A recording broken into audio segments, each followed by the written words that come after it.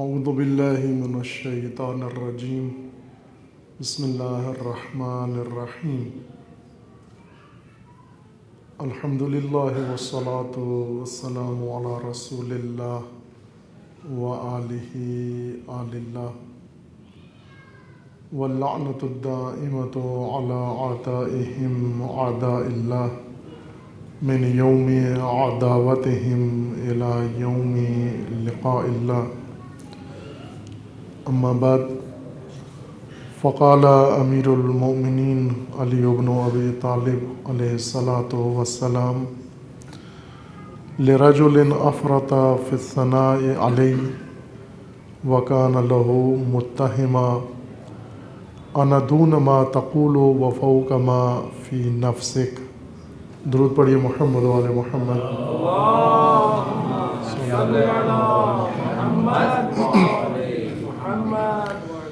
خداوند تبارک و تعالی تمام مومنین کو اپنے حفظ و امان میں محفوظ فرمائے۔ تمام مومنین کی حفظ و سلامتی کے لیے صلوات پڑھیے محمد و آل محمد۔ صلی اللہ علی محمد و آل محمد۔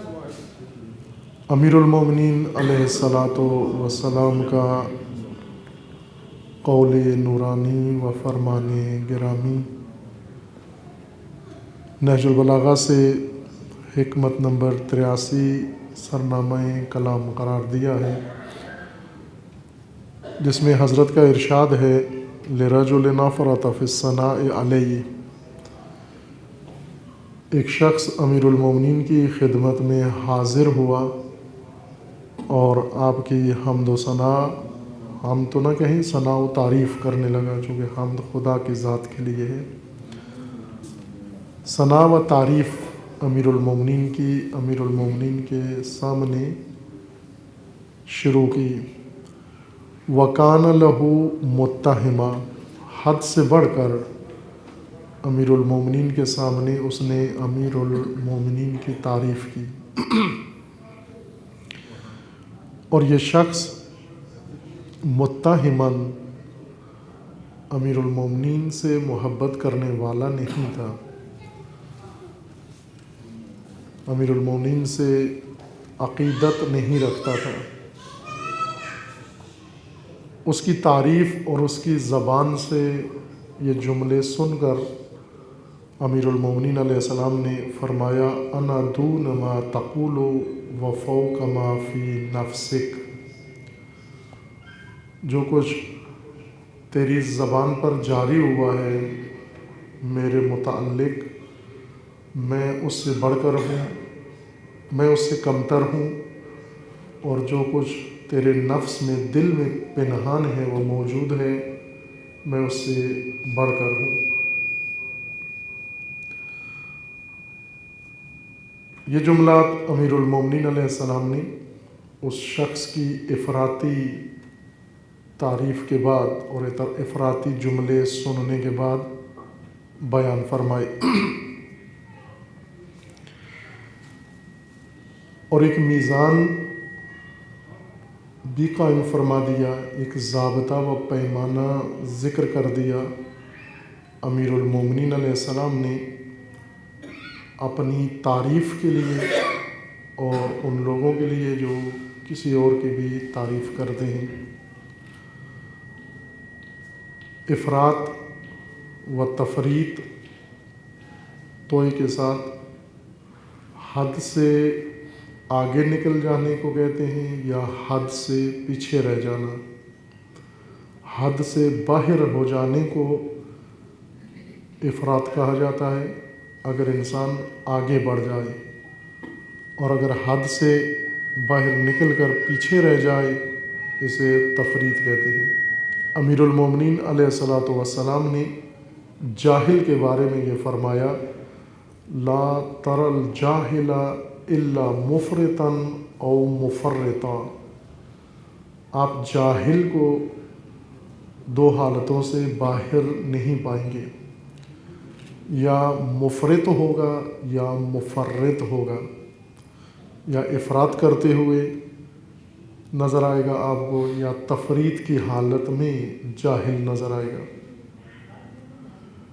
افراط و تفریط اعتدال سے نکل جانے کو کہتے ہیں. جو انسان معتدل نہ ہو، اعتدال سے باہر ہو جائے، یا افراط میں چلا جاتا ہے یا تفریط میں چلا جاتا ہے. اعتدال عام طور پر اردو میں اسے میانہ روی یا درمیانی حالت معنی کیا جاتا ہے. السلام علیکم. میانہ روی و درمیانی حالت سے مراد یہ ہوتی ہے کہ انسان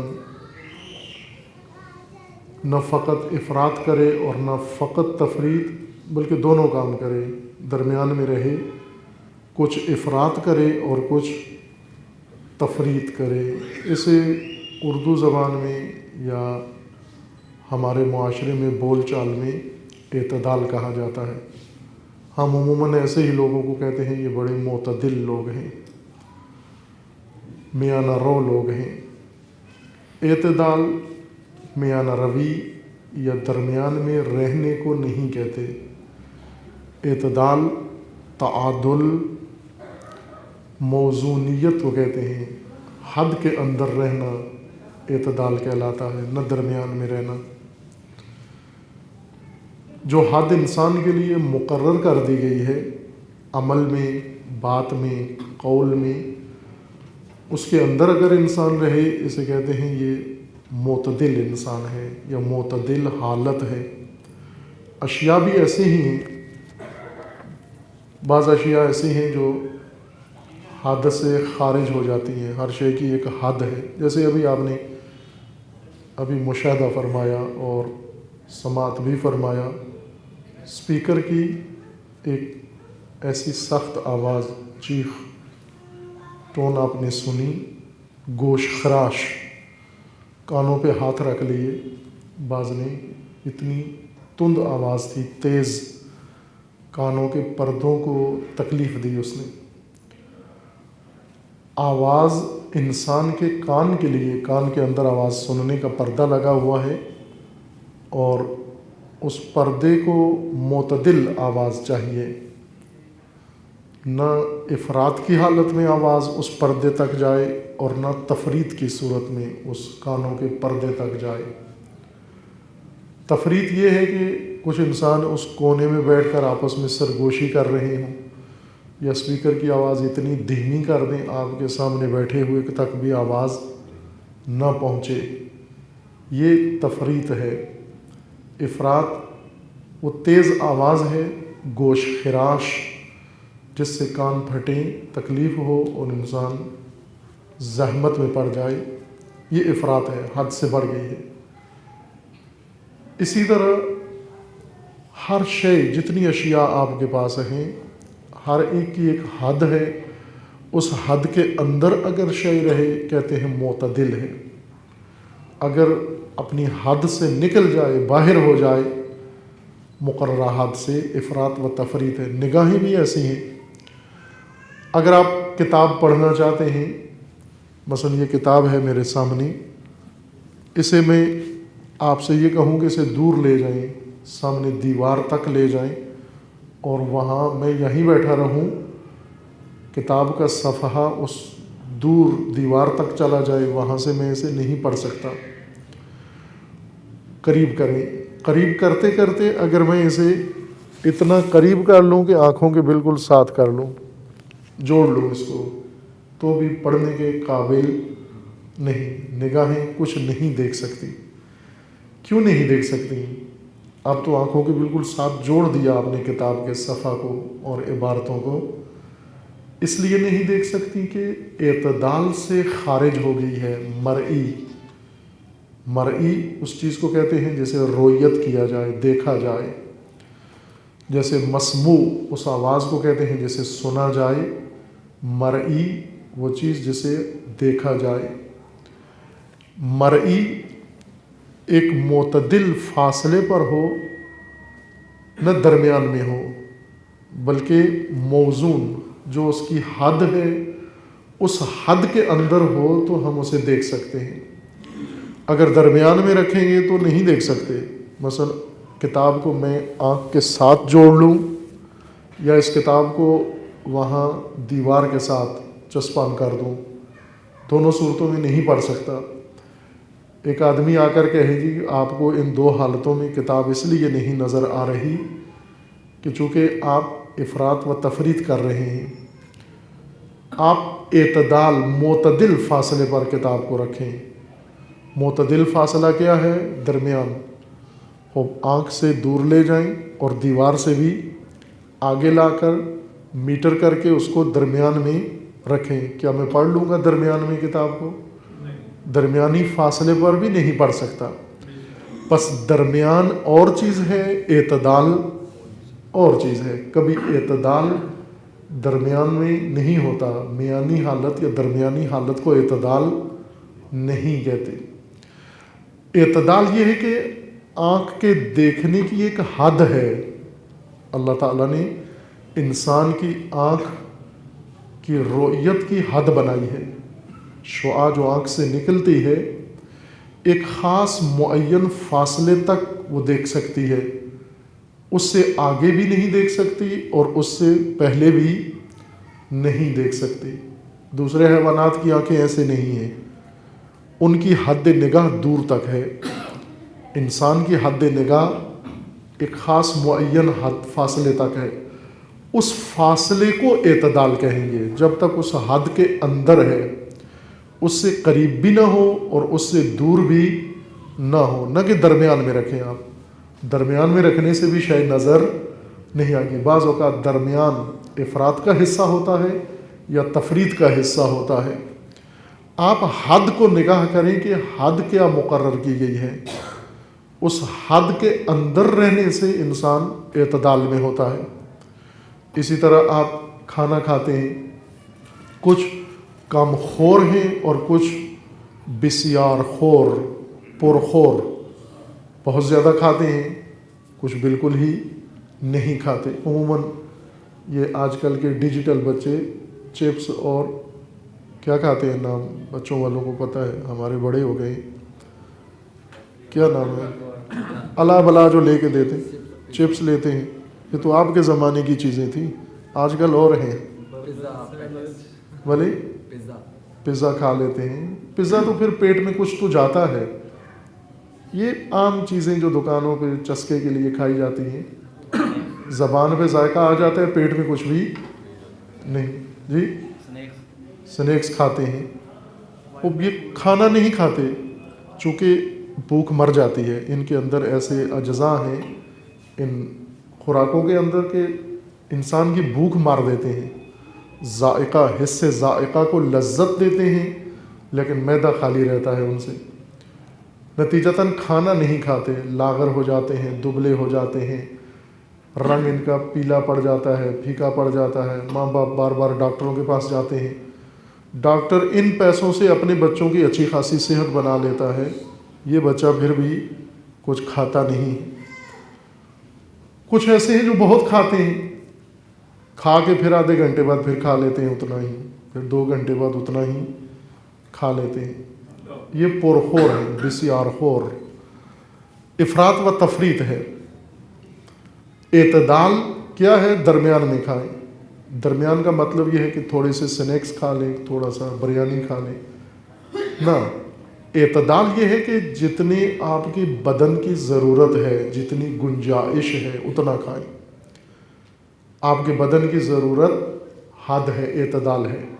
और ज़ाहिर है कि हर इंसान के बदन की ज़रूरत मुख्तलिफ है। बच्चे की हद एतदाल, खाने का एतदाल अलग है, जवान के खाने का एतदाल अलग है, और बड़े के खाने का एतदाल अलग है।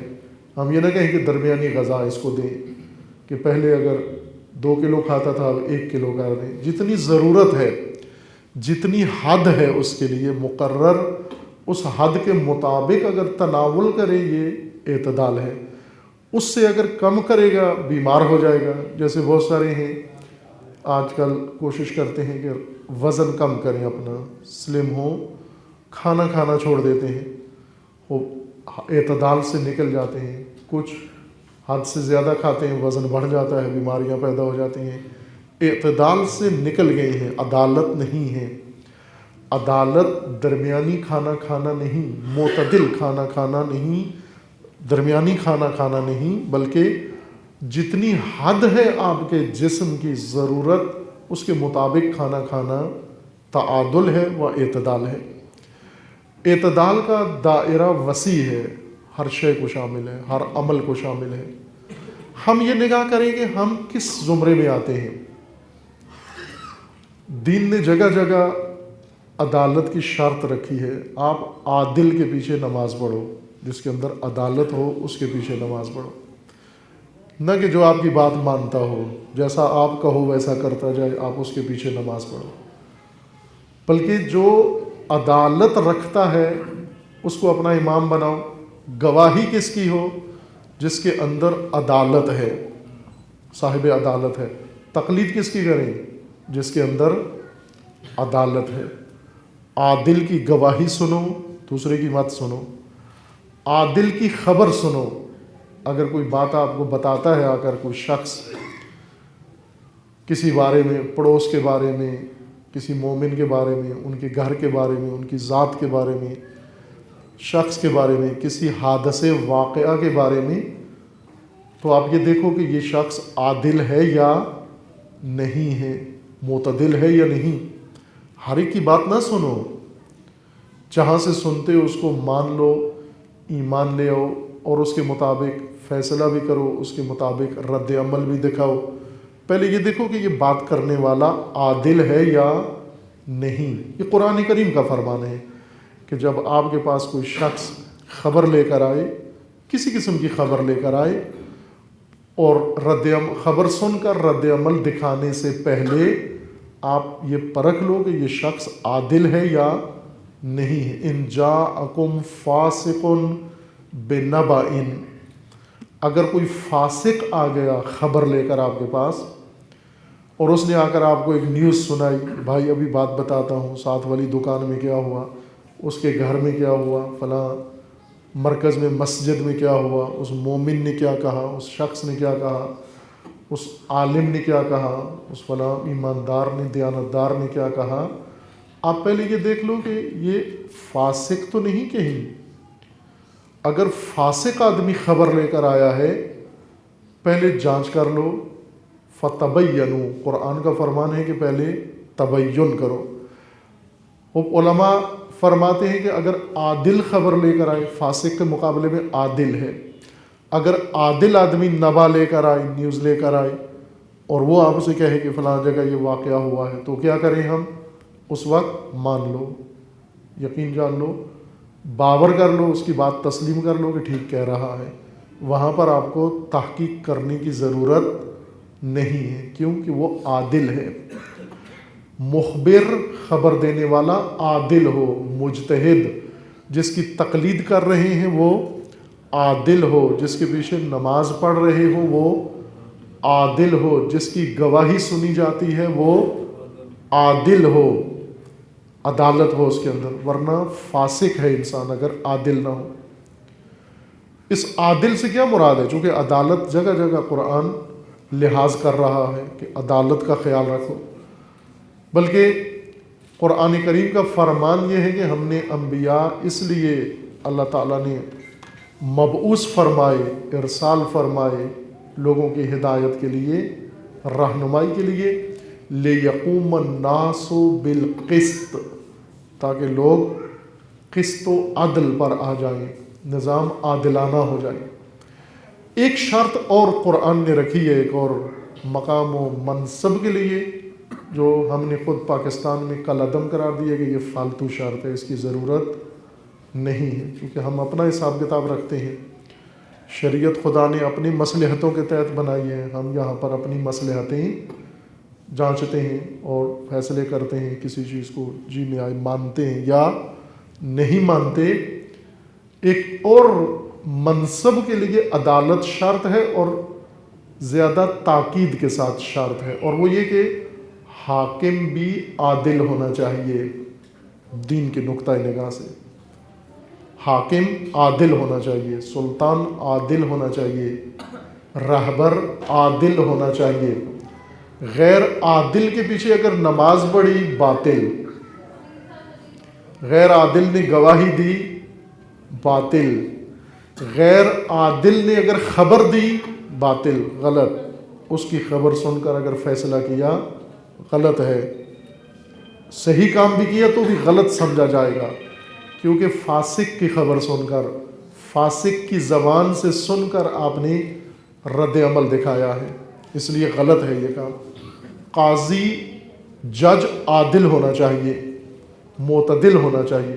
یہ وہ سارے وہ موضوعات ہیں جہاں پر دین عدالت مقرر کر رہا ہے، ایھا المومنون، عدالت مانگ رہا ہے اور عدالت کے ساتھ باندھ رہا ہے ان چیزوں کو کہ یہاں عدالت ضروری ہے۔ اگر عدالت نہ ہوئی، آپ کا حاکم عادل نہ ہوا، آپ کا امام عادل نہ ہوا، قاضی اور جج عادل نہ ہوا، فیصلہ دینے والا عادل نہ ہوا، گواہی دینے والا عادل نہ ہوا، یہ فاسق باطل نظام ہے۔ اگر اس گواہی کے نتیجے میں آپ کو اپنا حق بھی ملتا ہے، باطل ہے، غلط ہے، حرام کھا رہے ہو۔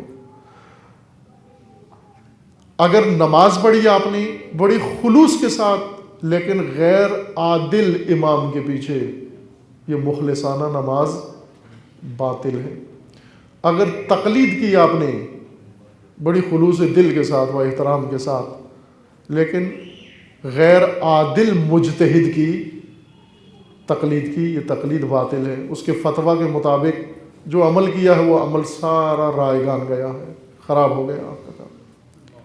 اور اگر سلطان و حاکم باطل ہے، اس حاکم باطل کے زیر سایہ اس کی اطاعت کی، معصیت انجام دی، گناہ انجام دیا آپ نے، غیر عادل کی اطاعت کر کے، غیر عادل کی فرمان برداری کر کے وہ قدم اٹھایا، آپ نے گناہ کیا۔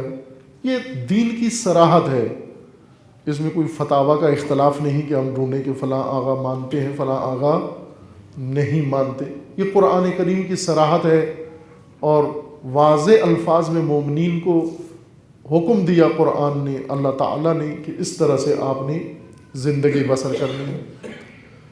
ان سارے مواقع پر جس عدالت کو منظور کیا گیا، رکھا گیا ہے، اس سے مراد کیا ہے؟ عادل، یعنی کہ خبر دینے والا عادل ہو، جس کی تقلید کرنی ہے وہ عادل ہو، جس کے پیچھے نماز پڑھنی ہے وہ عادل ہو، جس کی گواہی سننی ہے وہ عادل ہو، جج و قاضی عادل ہو اور حاکم و حکمران عادل ہو۔ یہ کون سی عدالت ہے؟ کیا ہو اس کے اندر کہ ہم اسے کہیں عادل ہے یہ شخص؟ ایک معیار لوگوں نے اپنا بنایا ہوا ہے، ہمارا خود ساختہ معیار، کہ جو میری حمایت کرے، میرے حق میں فیصلہ کرے، وہ عادل آدمی ہے۔ کہتے ہیں بڑا اچھا آدمی، بڑا مہربان اور بہت ہی مخلص آدمی ہے کہ اس نے 10 آدمیوں کو جو مجھ سے آگے لسٹ میں تھے ان کو حذف کر کے اس نے مجھے اہمیت دی۔ اس سے بڑا مومن بہتر کوئی اور نہیں ہو سکتا۔ عدالت کا محور ہم اپنے آپ کو سمجھتے ہیں کہ جس نے میرے ساتھ اچھا رویہ کیا، احسان کیا، بلائی کی، میری مشکل حل کی، یہ سب عادل لوگ ہیں۔ لیکن جو میرے کام نہ آیا وہ عادل نہیں۔ اگر کہہ دیں فلاں شخص عادل ہے، کہتے ہیں کاہے کا عادل ہے؟ ہم گئے اس کے پاس، کہا جا کر بھائی آپ کے ساتھی ہیں، آپ کے ہم مسلک ہیں، یہ کام کروا دو ہمارا۔ اس نے کہا نہیں ہو سکتا۔ آپ کیسے اس کو عادل کہتے ہیں؟ خود یہ معیار چونکہ ہم نے خود بنایا ہے، انہی معیاروں کی طرح ہے جو دیگر ہمارے خود ساختہ معیارات ہیں۔ خود ساختہ چیزیں من گڑت، یہ انہی میں سے ہے، اس کا کوئی اثر نہیں ہے۔ اصل معیار عدالت کا اللہ کی ذات نے بیان فرمایا ہے کہ انسان عادل کیسے بنتا ہے، معتدل کیسے ہوتا ہے انسان۔ عزیزان، خداوند تبارک و تعالی نے جیسا اشارہ کیا کہ انسان کے لیے حدود مقرر کی ہیں، تمام احکام اللہ تعالیٰ نے بیان فرما کر اور ان کے ساتھ یہ جملہ ذکر فرما دیا، تلک حدود اللہ، یہ حدیں ہیں خدا کی، یہ حدیں ہیں خدا نے مقرر کی ہیں، فلا تعتدوها، ان کو عبور مت کرو، تجاوز مت کرو، پھلانگو مت، توڑو مت، ان سے باہر مت جاؤ۔ جو ان سے باہر جائے گا اللہ کی قائم کی ہوئی حد سے باہر جائے گا، اولئک هم الفاسقون، اولئک هم الظالمون، یہ ظالم ہیں و فاسق ہیں جو حد خدا توڑتے ہیں۔ عدل حد خدا کے اندر رہنا، موزون رہنا، متعادل حدود کے اندر رہنا، ہر شے کی حد کا خیال رکھنا۔ حدود کی معرفت ہو تو ہم اس کا خیال رکھیں گے ہماری حد کتنی بنتی ہے۔ اگر آپ نے گاڑی پارک کر دی ایسی جگہ پر اپنی حد سے تجاوز کر کے، دوسری گاڑیاں گزر نہیں سکتی، دوسری گاڑیاں پارک نہیں ہو سکتی، دوسری گاڑیاں پارکنگ سے نکل نہیں سکتی، دوسری گاڑیوں میں بیٹھا ہوا بندہ دروازہ کھول کے باہر نہیں آ سکتا، آپ نے حد تجاوز کی ہے، تعادل سے نکل گئے ہیں، عدالت سے خارج ہو گئے ہیں۔ اگر آپ گاڑی چلا رہے ہیں، کسی اور کا حق بنتا ہے کہ وہ جائے، لیکن آپ نے ریس دی، پہلے اپنی گاڑی آگے کر دی، حد توڑ دی، چونکہ حد یہ تھی کہ پہلے اس کا حق ہے جانے کا۔ تعادل ختم ہو گیا۔ ہر کام کے اندر آپ اپنی حد کو پہچانو، اپنی حد کے اندر رہو، یہ تعادل ہے و توازن ہے، موزونیت ہے۔ بات ذرا لمبی ہے، میں تعادل کی بات یہیں روک دوں۔ یہ تمہید اس لیے باندھی کہ امیر المومنین علیہ السلام کا کلام سمجھ میں آ جائے، جس میں حضرت کا فرمان ہے کہ لا تر الجاہل الا مفرطا او مفرطا، آپ جاہل کو فقط دو حالتوں میں دیکھو گے، یا افراط کرتے ہوئے دیکھو گے یا تفریط کرتے ہوئے دیکھو گے۔ ذرا سی نامانوس زبان آپ کے سامنے بیان کی جا رہی ہے، کیونکہ مولا کی زبان ہے۔ اب مشکل یہ ہے کہ مولا بات ہی ایسے لہجے میں کرتے ہیں، ایسی زبان میں، ایسی اصطلاحات، انہیں ظاہراً توقع یہ تھی کہ میرے پیروکار سمجھیں گے میری زبان، مانوس ہوں گے، جب تلفظ تو کر سکیں گے میری باتوں کا۔ یہ امیر المومنین کا کلام ہے۔ امیر المومنین کا فرمان ہے کہ لا تر الجاہل الا مفرطا او مفرطا، جاہل کو آپ یا افراط میں دیکھو گے یا تفریط میں۔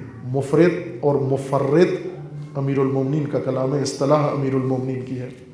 پھر مجھے نہ کہیں کہ آپ مشکل بات کرتے ہیں، یہ مولا علی کے کلام میں ہے۔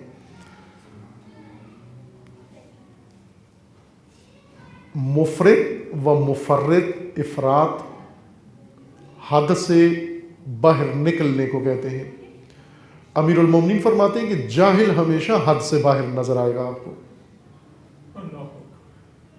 جہالت بے عقلی کو کہتے ہیں، یہ جہالت جس کی وجہ سے انسان حد سے باہر ہو جاتا ہے۔ اس جہل سے مراد لا علمی نہیں ہے، بے عقلی ہے۔ لا علمی سے اتنی حدیں نہیں ٹوٹتی جتنی بے عقلی سے ٹوٹتی ہیں۔ لا علم اتنا حد نہیں توڑتے، چونکہ لا علم کو پتہ ہوتا ہے میں نہیں جانتا، رک جاتا ہے، لیکن بے عقل رکتا نہیں ہے، بڑھ جاتا ہے آگے۔ مثلا آپ کسی سے ایڈریس پوچھو، لا علم ہے، وہ کہہ دے گا مجھے نہیں معلوم، لیکن اگر بے عقل ہے نہ جانتے ہوئے بھی آپ کو بتا دے گا کہاں ہے، خاموش نہیں ہوگا۔ ایک جہل لا علمی کے معنی میں ہے اور ایک جہل بے عقلی کے معنی میں ہے۔ اعتدال سے لا علمی نہیں نکالتی یا کم نکالتی ہے، بے عقلی زیادہ نکالتی ہے۔ کم عقل و بے عقل حد توڑتا ہے در حقیقت۔ عقل بھی پہلے بارہا آپ کی خدمت میں عقل کی اقسام کی طرف اشارہ کیا ہوا ہے۔ انسان میں کئی طرح کی عقل ہے۔ حساب کتاب والی عقل، جس سے انسان نفع نقصان سوچتا ہے، دکان چلاتا ہے، کاروبار کرتا ہے۔ بعض لوگ ہوتے ہیں بڑے تیز لگتے ہیں، کاروبار میں بڑے تیز ہیں، کیونکہ عقل ہے اس کے اندر۔ دوسرا پڑوسی اپنے شاگرد کو، بیٹے کو کہتا ہے دیکھو وہ تیرے جتنا ہے، کتنی عقل ہے اس کے اندر، کہ روپے کی چیز 16 روپے میں بیچ دی اس نے، اس کو عقل کہتے ہیں۔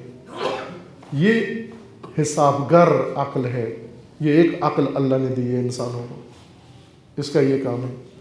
ایک عقل انسان کو اللہ نے دی ہے پڑھنے کے لیے، امتحان پاس کرنے کے لیے، کتابیں پڑھنے کے لیے، رٹا لگانے کے لیے، ڈگریاں لینے کے لیے اور ٹاپ کرنے کے لیے۔ بعضوں میں یہ عقل ہے، بہت اچھے نمبر لیتے ہیں، یہ عقل علمی ہے۔ ایک عقل دیگر انسان کے اندر موجود ہے جس کا روایات میں معصومین نے اس کا نام رکھا ہے عقل ہادی، عقل رہنما، عقل امام، عقل رسول باطنی۔ یہ عقل انسان کو رہنمائی کرتی ہے، ہدایت کرتی ہے۔ اس کا علمی نام عقل عملی ہے اور اس کا روایت میں نام عقل ہادی اور عقل رسول باطنی ہے، کہ اللہ نے 2 رسول ہر انسان کی ہدایت کے لیے مبعوث کیے ہیں، ایک باہر آپ کے نفس سے باہر، ایک آپ کے نفس کے اندر۔ اب ضروری نہیں کہ جس کے اندر حساب کتاب والی عقل ہے اس کے اندر عقل ہادی بھی ہو، چونکہ عقل حساب گر کہتی ہے کہ خود دکان کیوں بند کرتا ہے، کیا ضرورت ہے درس میں جانے کی، کیا ضرورت ہے کتاب پڑھنے کی، کیا ضرورت اتنی دیر میں اور دکان چلا، شاید کوئی اور گاہک آ جائے۔ تو عقل ٹکرا رہی ہوتی ہیں، ایک عقل کہتی ہے اٹھ چل، کچھ اپنی عاقبت ہو، آخرت ہو، اپنی حقیقت ہو، اپنی ذات کا بھی کچھ سوچ۔ ایک عقل کہتی ہے کہ کیوں نقصان کرتا ہے، بیٹھا رہے ادھر، آج مثلا چھٹی ہی صحیح لیکن ممکن ہے کوئی بولا بسرا گاہک آ ہی جائے ادھر، تیرے ہتھے چڑھ جائے۔ ایک عقل کہتی ہے بیٹھا رہے، دوسری عقل کہتی ہے اٹھ۔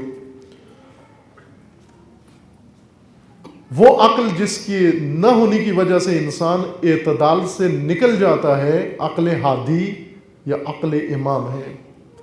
اس کا نام روایات میں تینوں رکھے گئے ہیں، رسول باطنی ہے، ہادی ہے و امام، یعنی رہنمائی کرتی ہے اندر سے انسان کی۔ جس کے اندر یہ عقل نہ ہو وہ جاہل ہے۔ جاہل یا افراط کی حالت میں پائیں گے آپ یا تفرید کرتے ہوئے پائیں گے، یعنی حد توڑتے ہوئے پائیں گے آپ اس کو۔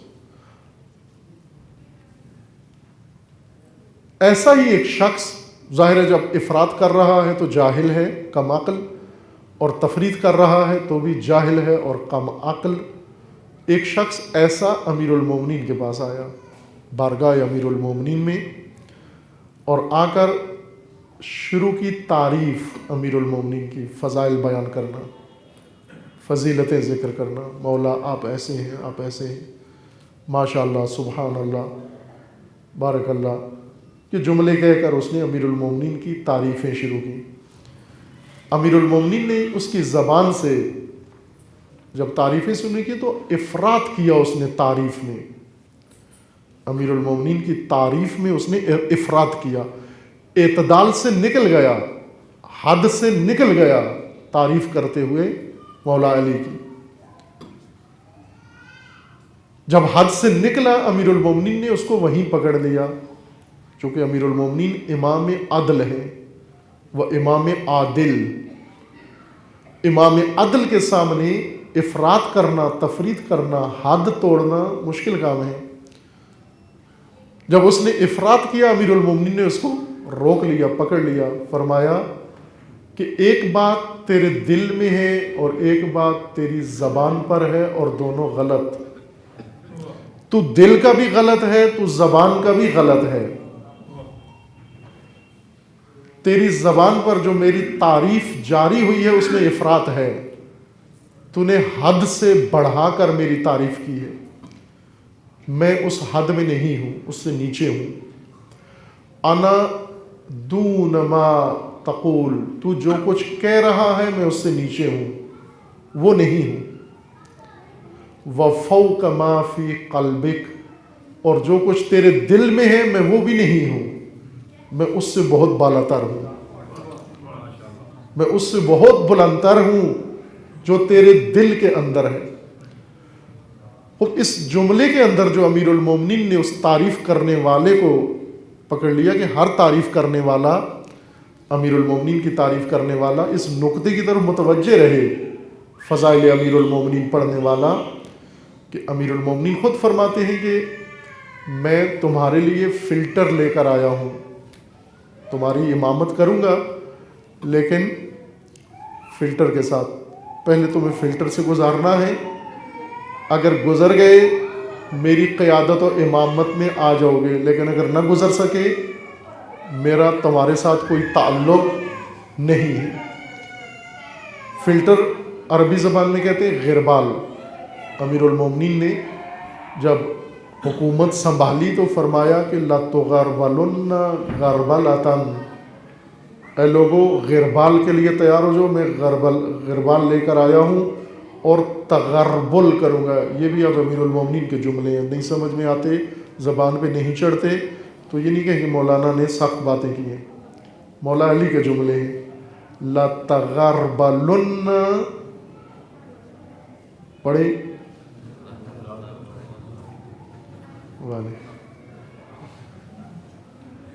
لَتَغَرْبَلُنَّ غَرْبَلَةً وَلَتَبَلْبَلُنَّ بَلْبَلَةً۔ ہو، یہ امیر المومنین کی خطابت ہے، یہ فصاحت امیر المومنین ہے۔ معلوم نہیں یہ خطبے لاہور میں امیر المومنین دیتے کس زبان میں ہوتے، لیکن کوفہ میں، مدینہ میں، مکہ میں اور وہاں دیے اس زبان میں دیے۔ توقع یہ تھی کہ جو پڑھیں گے سمجھیں گے، کوشش کریں گے یہ جملات ان کی زبان پہ بھی چڑھ جائیں اور انہیں سمجھ بھی آ جائیں۔ تغربل غربال استعمال کرنے کو کہتے ہیں، ہاتھ میں غربال لے کر اس کو استعمال کرنا۔ غربال چھننے کو کہتے ہیں، فلٹر کو، جیسے آٹا چھنتے ہیں، آج کل تو پکا ہوا لے آتے ہیں آپ، لیکن جب گھروں میں پکاتے تھے آٹا لے کر چھننی میں اس کو چھانتے تھے، اس میں جو موٹی چیز ہوتی تھی اوپر رہ جاتی تھی اور باریک آٹا، اور وہ آٹا روٹی بننے کے قابل ہے جو اس سے چھاننی سے گزر جائے، جو نہیں گزر سکتا وہ روٹی میں جانے کے قابل نہیں ہے۔ اس عمل کو غربال کہتے ہیں، تقربل کہتے ہیں۔ امیر المومنین نے فرمایا کہ اے امت اسلامیہ، امت ایمانیہ، میں تمہارا رہبر ہوں اور میں غربال لے کر آیا ہوں، صرف تمہاری باتوں پہ نہیں جاؤں گا، تمہاری تعریفوں پہ نہیں جاؤں گا کہ میرے بارے میں کہتے کیا ہو تم۔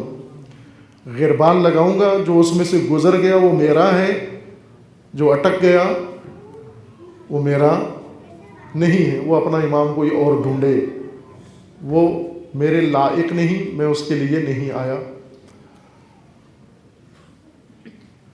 غربال ہر کام میں ہے۔ اگر آپ امیر المومنین کی تعریف کرتے ہیں امیر المومنین کے سامنے یا امیر المومنین کے شہادت کے بعد، اس تعریف کو بھی امیر المومنین غربال سے گزارتے ہیں، اس قصیدے کو بھی، اس رباعی کو بھی، ان فضائل کو بھی امیر المومنین نے غربال سے گزارا ہے۔ کون کر رہا ہے یہ تعریف اور کیسے کر رہا ہے یہ تعریف؟ آیا افراطی ہے یا تفریطی، مفرط ہے یا مفرط؟ اگر مفرط ہے اس کی تعریف امیر المومنین کو قبول نہیں، شایع نشان امیر المومنین نہیں۔ اگر مفرط ہے تو بھی اس کی تعریف امیر المومنین کو قبول نہیں، شایع نشان امیر المومنین نہیں۔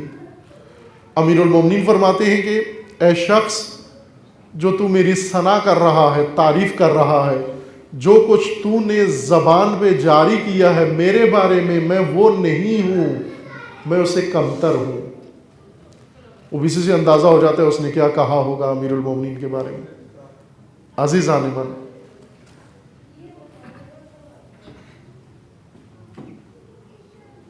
امیر المومنین کو ناگوار گزرا، فرمایا تو تیری زبان میں جو کچھ ہے وہ بھی غلط اور تیرے دل میں جو کچھ ہے وہ بھی غلط، میری حقیقت کچھ اور ہے، اور میری حقیقت جاننے کے لیے افراط و تفریط سے نکل کر تجھے تعادل و عدل پہ، عدالت پہ آنا پڑے گا۔ عادل شخص جس کی فہم میں عدل ہو، عدالت ہو، جس کے ادراک میں عدالت ہو، وہ شخص امیر المومنین کو پہچان سکتا ہے۔ لیکن جس کے فہم میں عدالت نہ ہو، تعادل نہ ہو، ادراک میں جس کے تعادل نہ ہو وہ امیر المومنین کی معرفت سے قاصر ہے۔ جس طرح خداوند تبارک و تعالیٰ نے اپنی حمد کے بارے میں اور اللہ نے اپنی ثنا کے بارے میں قرآن کریم میں براعت کا اعلان کیا۔ اللہ کا فرمانا تھا میں ایسا نہیں ہوں جیسے تم میری حمد و ثنا کر رہے ہو۔ یہ آیات جو آپ عموماً البتہ مردوں پہ پڑھ دیتے ہیں، غور سے پڑھیں، دیکھیں کیا مطلب ہے ان آیات کے اندر۔ سبحان اللہ عما یصفون ہے نا قرآن کے اندر، سبحان اللہ عما یصفون۔ اس آیت کا معنی یہ بنتا ہے کہ خدا پاک ہے، منزہ ہے، برتر ہے اس توصیف سے جو یہ لوگ کر رہے ہیں، جو کچھ یہ اللہ کو سمجھ رہے ہیں، جو اوصاف و وصف اللہ کے بارے میں بیان کر رہے ہیں، خدا ان اوصاف سے برتر ہے۔ سبحان اللہ، پاک ہے، منزہ ہے، مسبح ہے، سبحان ہے وہ ذات جس کے بارے میں یہ ظالمین یہ باتیں کر رہے ہیں۔ اللہ کی ذات کی توصیف کے لیے، وصف ذکر کرنے کے لیے انسان کو معرفت کی ضرورت ہے، ورنہ اللہ کی طرف سے جواب آتا ہے خدا تیری توصیف سے منزہ ہے، خدا ایسے نہیں ہے۔ امیر المومنین کے سامنے اس شخص نے آ کر امیر المومنین کی تعریف کی، امیر المومنین فرما رہے ہیں انا دون ما تقول، تو جو کہہ رہا ہے میں اس سے نیچے ہوں، یعنی تو مجھے میری حد سے نکال کر آگے لے کے جا رہا ہے جہاں میری حد نہیں ہے، جہاں میرا مقام نہیں ہے، یعنی تو مجھے مخلوق کی حد سے نکال کر خالق کی حد میں لے جا رہا ہے، اور مخلوق کی حد ختم ہو جاتی ہے۔ مومنین کرام، عزیزان من، آج ہم دیکھیں کہ میں یہاں پہلے بھی عرض کیا کہ تشیع دنیا کا سب سے خالص و اعلیٰ ترین توحیدی مکتب ہے۔ اس سے بہتر، اس سے زیادہ گہری توحید کسی اور مسلک کے اندر موجود نہیں ہے۔ یہ دعوے سے مطلب عرض کر رہا ہوں، ایک طالب علم، ادنا طالب علم کی حیثیت سے، تعصب میں نہیں عرض کر رہا۔ ہر ایک کو اپنے مذہب سے لگاؤ ہوتا ہے، پیار ہوتا ہے، اور اپنے ہی مذہب کو ہر انسان برتر سمجھتا ہے، نہ اس اعتبار سے نہیں، بلکہ توحید کے ابواب مختلف، مسالک مختلف، ممالک مختلف، علماء و مختلف کتب میں مشاہدہ کرنے کے بعد عرض کر رہا ہوں کہ تشیع سے زیادہ خوبصورت و حسین اعتقاد توحید و نظریہ توحید دنیا میں، کائنات میں کسی کے پاس موجود نہیں ہے۔ اگر کوئی گواہ مانگے، شاہد مانگے، نمونے کے طور پر نہج البلاغہ کا پہلا خطبہ اس بات کی گواہی ہے، اس خطبے کا ایک ایک جملہ اس بات کی حقانیت کی دلیل ہے۔ شروع ہی ایسے کمال سے ہوتا ہے، انسان مجذوب ہو جاتا ہے اگر اس خطبے کو پڑھا۔ بعض علماء نے، اہل سنت کے علماء نے، شیخ محمد عبدو، مفتی اعظم مصر، رئیس جامعۃ الازہر مصر کے سابقہ، انہوں نے یہ خطبہ پڑھا، انہوں نے یہ مطلب پڑھا، وجد میں آ گئے۔ بعد میں دیکھا یہ کس کا ہے،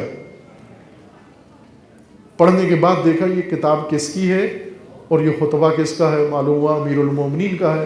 اس کے بعد ان کا اپنا کہنا تھا کہ جس دن سے میں اس کتاب سے آشنا ہوا، اس دن سے لے کر موت تک میں اس کتاب سے دور نہیں ہوا۔ اور یہ کتاب جو اردو میں چھپتی ہے، یہ انہی کی تصحیح شدہ کتاب کا ترجمہ ہے جو ہمارے علماء نے یہاں اردو میں چھاپا ہے۔ شیخ محمد عبدو نے اس کی تحقیق و تصحیح کی ہے، اہل سنت کی مفتی اعظم نے۔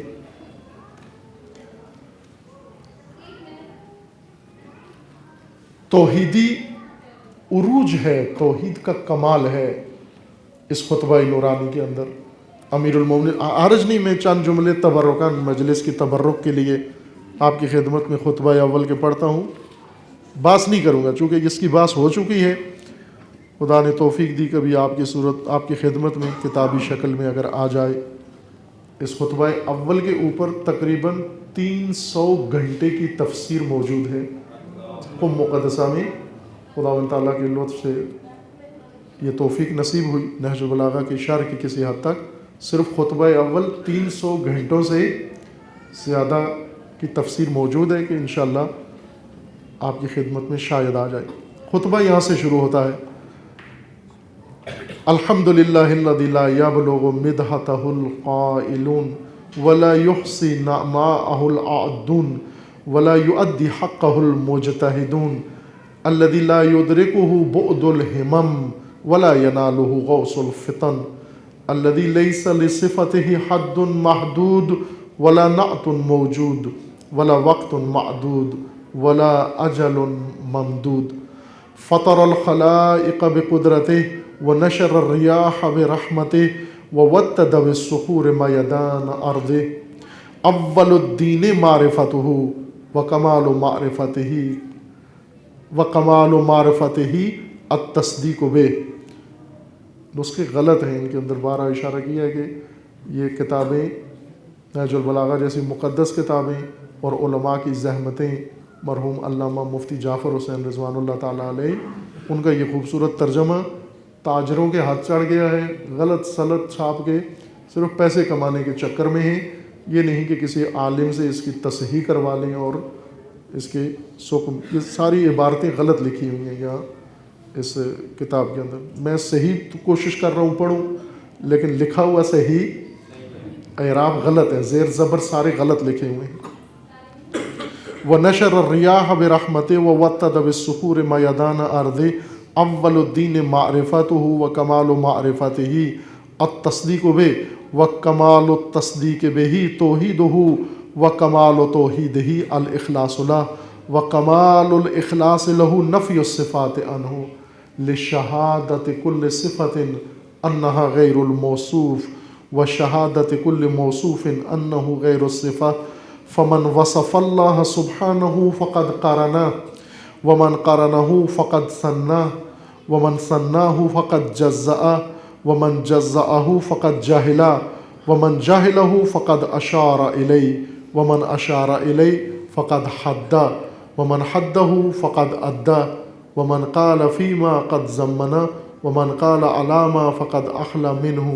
کائن لا عن حدث موجود لا عن عدم مع كل شيء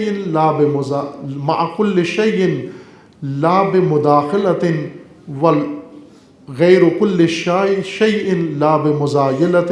کہ متاسفانہ سارا خطبہ ہی غلط پرنٹ ہوا ہے، خدا معاف کرے ناشر کو والے، چونکہ لاہور کے ہی ہیں میں نام نہیں لیتا ہوں، کہ انہوں نے سارا غلط خطبہ پرنٹ کیا. اور آپ آگاہ ہیں کہ یہیں اسی مرکز میں ایک نہج البلاغہ کا نسخہ یہیں سے مجھے دیا گیا، وہ نسخہ جعلی ہے. وہ نسخہ اہل بیت کے دشمنوں نے نہج البلاغہ کا پرنٹ کر کے مفت میں سارے پاکستان میں تقسیم کیا ہے تنظیم المکاتب کے نام سے.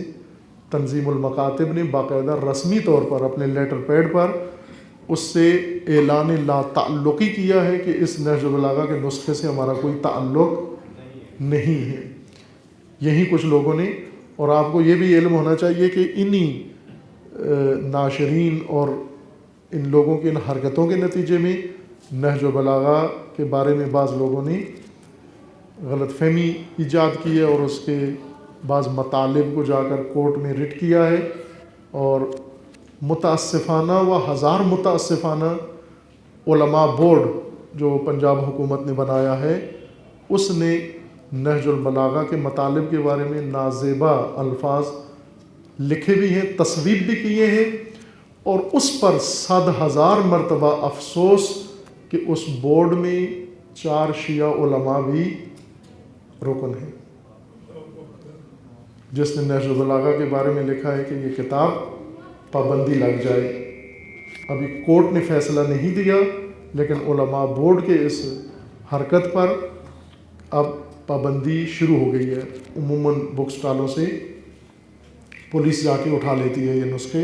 اب یہ بات آپ مومنین کے ذہن میں رہے کہ جو لوگ اپنی میراث نہیں سنبھالتے، اپنی وراثت کو نہیں سنبھالتے، ان کی میراث اس طرح دشمنوں کے تصرف میں آ جاتی ہے. اس وقت ہے اس میراث کو سنبھالنے کا. عزیزان من، نہج البلاغہ تصحیح شدہ نسخے، علماء کے تائید شدہ نسخے یہ چھپیں، گھر گھر نہج البلاغہ موجود ہو، گھر گھر نہج البلاغہ کا تذکرہ ہو. اگر چاہتے ہو یہ میراث اپنی بچانا، چونکہ بعض اوقات انسان عبادت کے طور پر، ثواب کے طور پر کوئی کام کرتا ہے، اور بعض اوقات انسان کسی نہضت کے طور پر، تحریک کے طور پر، مبارزے کے طور پر یہ کام کرتا ہے. یا میں ایک جملہ اچھا ہے بات کو سمجھنے کے لیے، رہبر معظم انقلاب اسلامی حضرت آیت اللہ العظمیٰ امام خامنئی دامت ظلہ العالی کا یہ جملہ بہت خوبصورت ہے کہ جب رہبر معظم ابھی انقلاب نہیں آیا تھا اور شاہ نے انہیں شہر بدر کیا ہوا تھا، شہر سے یعنی قم سے اور تہران سے نکال کے صحرائی علاقوں میں وہاں جلا وطن کیا ہوا تھا. تو جلا وطنی کاٹ رہے تھے وہاں پر، شہر بدری کاٹ رہے تھے، اور انقلابی عمل سے بھی مربوط تھے جو امام کی طرف سے، امام خمینی رضوان اللہ تعالیٰ علیہ کی طرف سے جاری تھا، اور پورے ملک کے اندر ایک نہضت کی شکل، تحریک کی شکل اس نے اختیار کی. جلا وطنی میں بھی اس سے مربوط تھے.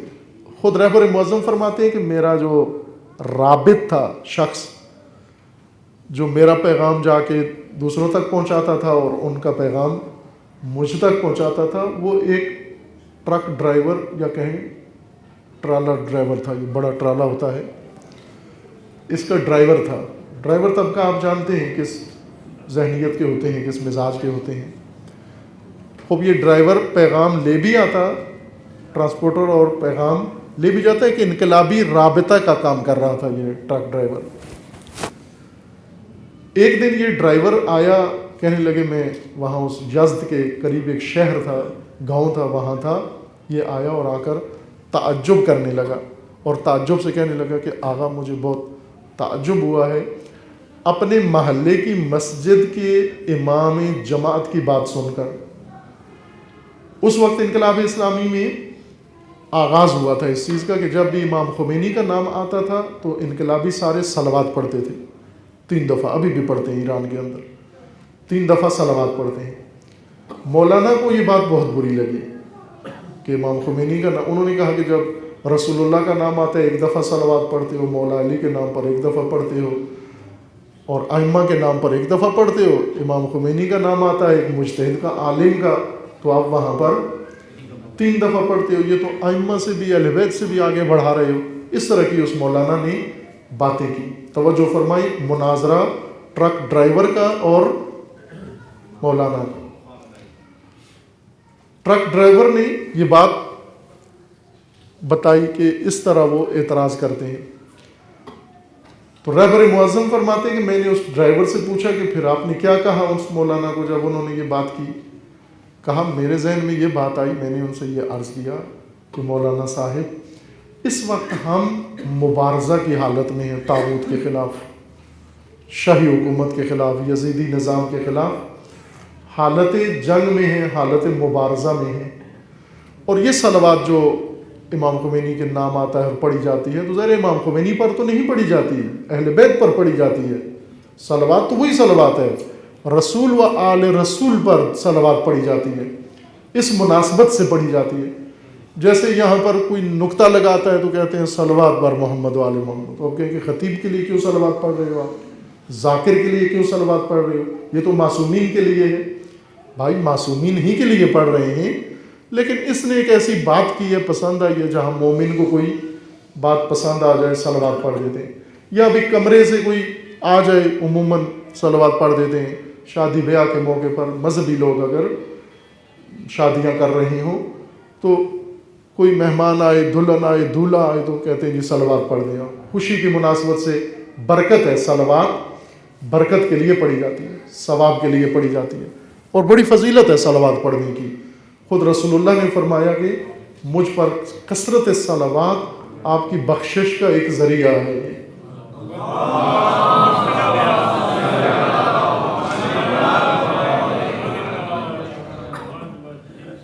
برائے خوشنودی چہارده معصومین علیہ الصلوۃ والسلام بآواز بلند صلوات.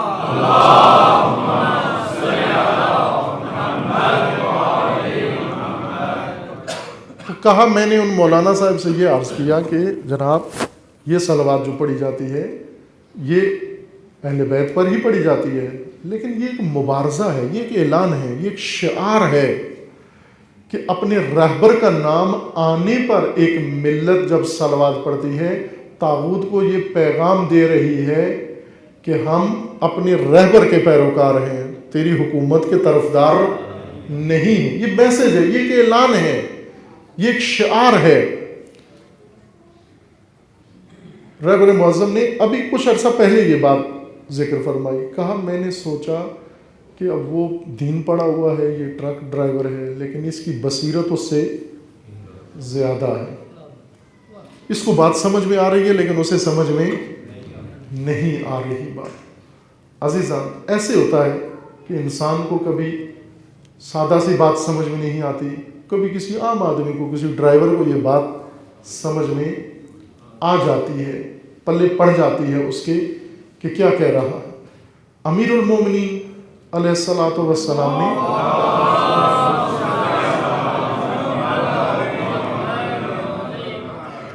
یہ جملہ ذکر فرمایا. وہ شخص آیا امیر المومنین کی بارگاہ میں آ کر تعریف کی امیر المومنین کی، حد سے بڑھ کر تعریف کی امیر المومنین کی. حضرت نے فرمایا کہ جو تیری زبان پر جاری ہے میں اس سے کم ہوں، اور جو تیرے دل میں ہے میں اس سے مافوق ہوں، میں اس سے بالاتر ہوں.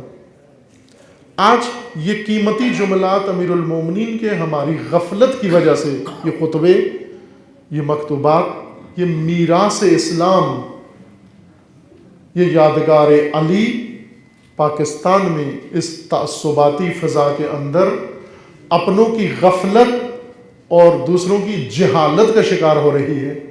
ایک ایسے بورڈ میں یہ تصویب ہوتا ہے، اس کے الفاظ بہت سخت ہیں، میں ذکر نہیں کر سکتا. آپ کوشش کریں کاپی اس فیصلے کی علماء بورڈ کی منگوائیں جس کے نیچے سب کے دستخط ہیں.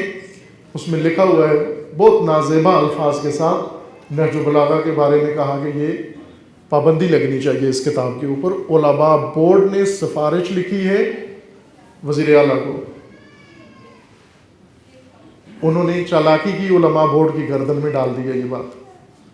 وہاں 4 علماء ہمارے ممبر ہیں اس بورڈ کے، 4 شیعہ علماء وہاں بیٹھے ہوئے ہیں، اور اس بورڈ کے اندر یہ انہی دنوں کی بات ہے، ابھی حالیہ مسئلہ ہے آپ کا، اور اتفاقاً ابھی دوسرے علاقوں میں شروع نہیں ہو، صرف لاہور کا مسئلہ ہے، چونکہ لاہور میں یہ اقدامات ہو رہے ہیں. نہج البلاغہ کو پولیس بعض اسٹالوں سے اٹھا رہی ہے، یہ بعض کتاب فروشیوں کو، یہ اسٹالوں کو بند کر رہی ہے، بلکہ بعضوں کے بارے میں مقدمات بھی درج کیے ہیں انہوں نے. اب یہاں پر ہمیں ایک تحریک کے ذریعے، تحریک حفظ وراثت علی، دیکھیں امیر المومنین کو میراث لٹنے کا بہت افسوس تھا. امیر المومنین فرماتے ہیں کہ جب رسول اللہ کی رحلت کے بعد میں نے اپنی آنکھوں سے اپنی میراث لٹتی دیکھی، دائیں دیکھا، بائیں دیکھا، کسی کو اپنا حامی نہیں پایا سوائے حسن و حسین کے جو چھوٹے چھوٹے 2 بچے تھے. اس پوری امت کے اندر امیر المومنین فرماتے ہیں کہ میری میراث لٹ رہی تھی اور مجھے کوئی نظر نہیں آ رہا تھا. میں جملے پڑھ دوں آپ کی خدمت میں. یہ تیسرا خطبہ ہے نہج البلاغہ کا جس میں امیر المومنین اپنا یہ غم و اندوہ بیان فرما رہے ہیں کہ میری آنکھوں کے سامنے میری میراث لٹی.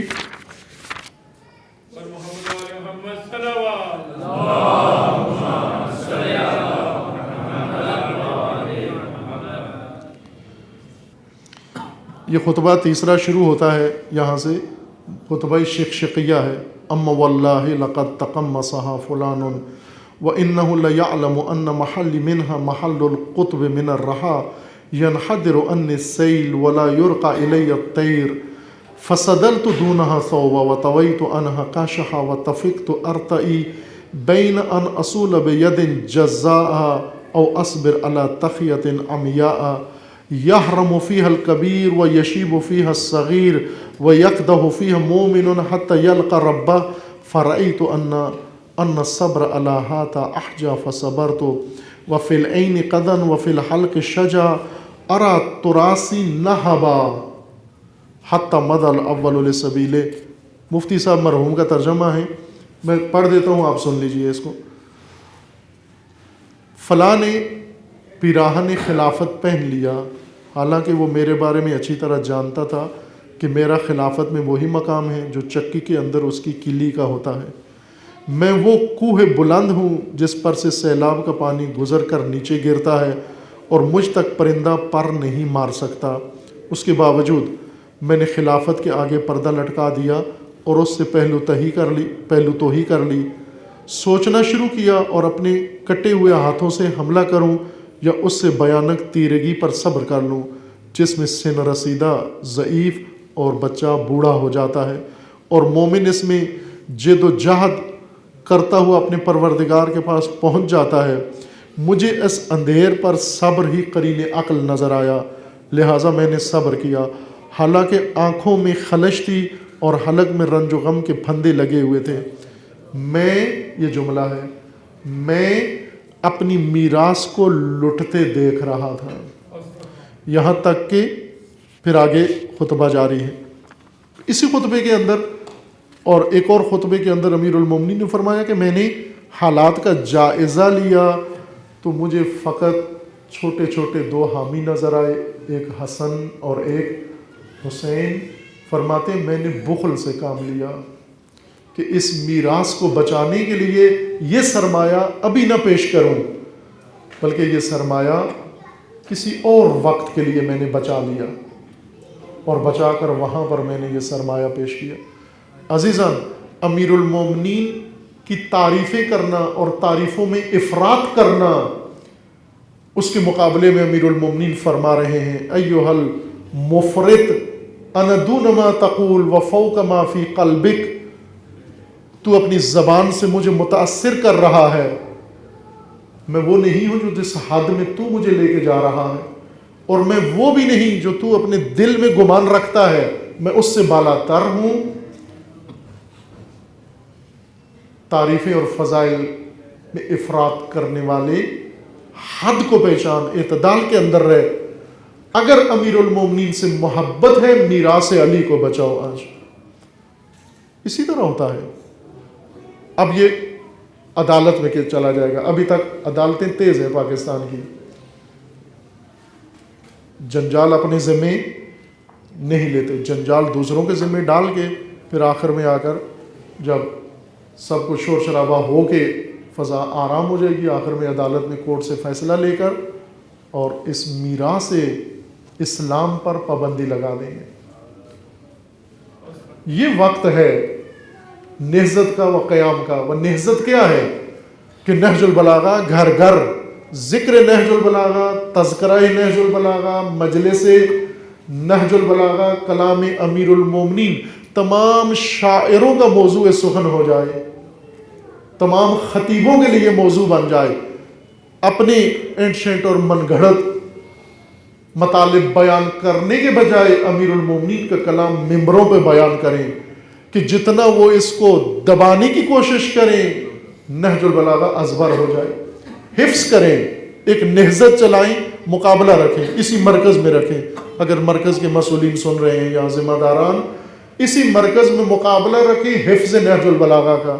بچوں کو حفظ کرائیں، انعام دیتے ہیں بچوں کو، آپ ہر مناسبت سے بچوں کو انعام دیتے ہیں اور بچوں کو آپ بلاتے ہو. ایسے افراد کنفیوز لوگوں کو بلا کر اپنے بچوں کے فیوچر بلڈنگ کرتے ہو اور کیریئر بلڈنگ کی باتیں کرواتے ہو. وہ بندے جن کو نہ عقل ہے، نہ شعور ہے، نہ زندگی کا پتہ ہے، نہ انسان کا پتہ ہے، چند باتوں کا رٹا لگا کر آپ کو کامیابی کی چابیاں سکھاتے ہیں، ان کے بجائے یہ خطبے ہیں کامیابی کی چابیاں، یہ نہج البلاغہ ہے کامیابی کی چابیاں. ان کا مقابلہ رکھو، ان کے اوپر موضوع رکھو، نہج البلاغہ کا دفاع کرو. دفاع نہج البلاغہ ایک تو قانون ہے کہ وہاں جا کر اس کا دفاع کرو، اور ایک احیاء کرو اس ملک و مملکت کے اندر. ہر زبان پر تذکرہ نہج البلاغہ، ہر شیعہ حافظ نہج البلاغہ، خطبے ازبر کرو. آپ وقت ہوتا ہے آپ کے پاس اتنا، آپ مقابلہ رکھو، گھروں میں خواتین یہ کام کریں، بڑے یہ کام کریں، تاکہ کسی کو ایسی ناپاک حرکت کی جرأت بھی نہ ہو. ایک ملت کا قیام ہے، مبارزہ ہے عزیز من. مبارزے کی حالت میں انسان یہ نہیں دیکھتا کہ قرآن حفظ کرنے کا ثواب ہے، نہج البلاغہ کا کیا ثواب ہے. آخر قرآن تو مردوں پہ پڑھتے ہیں، ابھی خطبے مردوں پہ پڑھیں گے نہج البلاغہ کے. یہ خطبے مثلا لقد تقمص فلان وهو لا يعلم ان محل منها محل القطب من الرہا. پھر ہم کہیں گے کہ خدایا یہ خطبہ مرحومین کی روح کو ایصال فرما. جب آپ کا دین محفوظ ہو، ثواب کے لیے جو کام کرنا ہے کرو، لیکن جب دین محفوظ نہیں، منابع دین محفوظ نہیں، مبارزہ کرو اس کے خلاف. سید الشہداء نے اپنے 3 بیٹوں کا نام علی رکھا. یہ مبارزہ تھا، جہاد تھا اس میراث کو بچانے کے لیے. ایک دن مروان نے ایک علی سے پوچھا، علی ابن حسین سے، کہ آپ کتنے بھائی ہو؟ کہا 3. کیا نام ہے؟ کہا بڑے کا کیا نام ہے؟ علی. آپ کا کیا نام ہے؟ علی. چھوٹے کا کیا نام ہے؟ کہا علی. مروان کہنے لگا کہ آیا علی کے علاوہ کوئی اور نام نہیں تھا؟ علی علی علی، ہر ایک کا نام علی. فرزند نے آ کر بارگاہ سید الشہداء میں مروان کی یہ بات نقل کی کہ مروان یہ کہہ رہا تھا مجھے. سید الشہداء نے فرمایا کہ اگر خدا مجھے 100 بیٹے دیتا، میں 100 کا نام علی رکھتا. کیونکہ یہ زمانہ کون سا تھا جس میں سید الشہداء نے 3 بیٹوں کا نام علی رکھا. تبرکن نہیں رکھا بلکہ مبارزے کے طور پر رکھا. جب شام میں امیر المومنین کے نام سے لوگوں کو دور کیا جا رہا تھا، نفرت دلائی جا رہی تھی، سید الشہداء نے یوں مبارزہ کیا. آپ اپنی اولادوں میں نام رکھو، علی نام رکھو. آج بھی وہی مبارزہ ہے. یہ مبارزے کا ایک طریقہ ہے، حفظ میراث کا ایک طریقہ ہے. نہج البلاغہ کے اہتمام کرو، دروس کا اہتمام کرو، اس کے نسخے تباعت کر کے انہیں لوگوں تک پہنچاؤ. اصلی تعجب ہوتا ہے کہ ایک دینی مرکز کے اندر جعلی نسخہ نہج البلاغہ کا پڑا ہوا ہو. کیوں اصلی نہ ہو؟ کیوں تصحیح شدہ نسخہ نہ ہو، غلط نسخہ ہو؟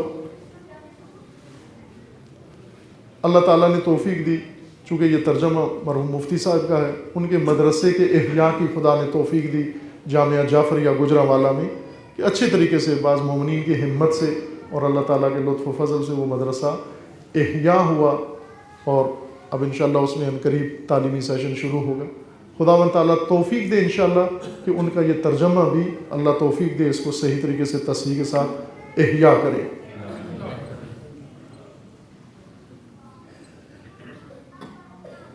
شخص نے تعریف کی امیر المومنین کی حد سے بڑھا کر. جب حد سے بڑھائے کوئی امیر المومنین کو، خود علی مقابلے میں اٹھ کے کھڑے ہو جاتے ہیں. ایھا المفرط ایھا الجاہل. بلکہ امیر المومنین نے ایک اور انداز سے اس کو یہ کہا، ایھا المنافق، تو منافق ہے. توجہ فرمائیں. نہج البلاغہ میں امیر المومنین فرماتے ہیں کہ مجھے رسول اللہ نے یہ جملہ فرمایا تھا کہ اے علی، اگر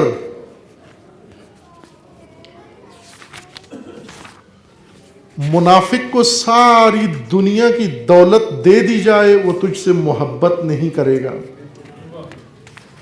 اور اگر مومن کو ٹکڑے ٹکڑے کر دیا جائے وہ کبھی بھی تجھ سے نفرت نہیں کرے گا.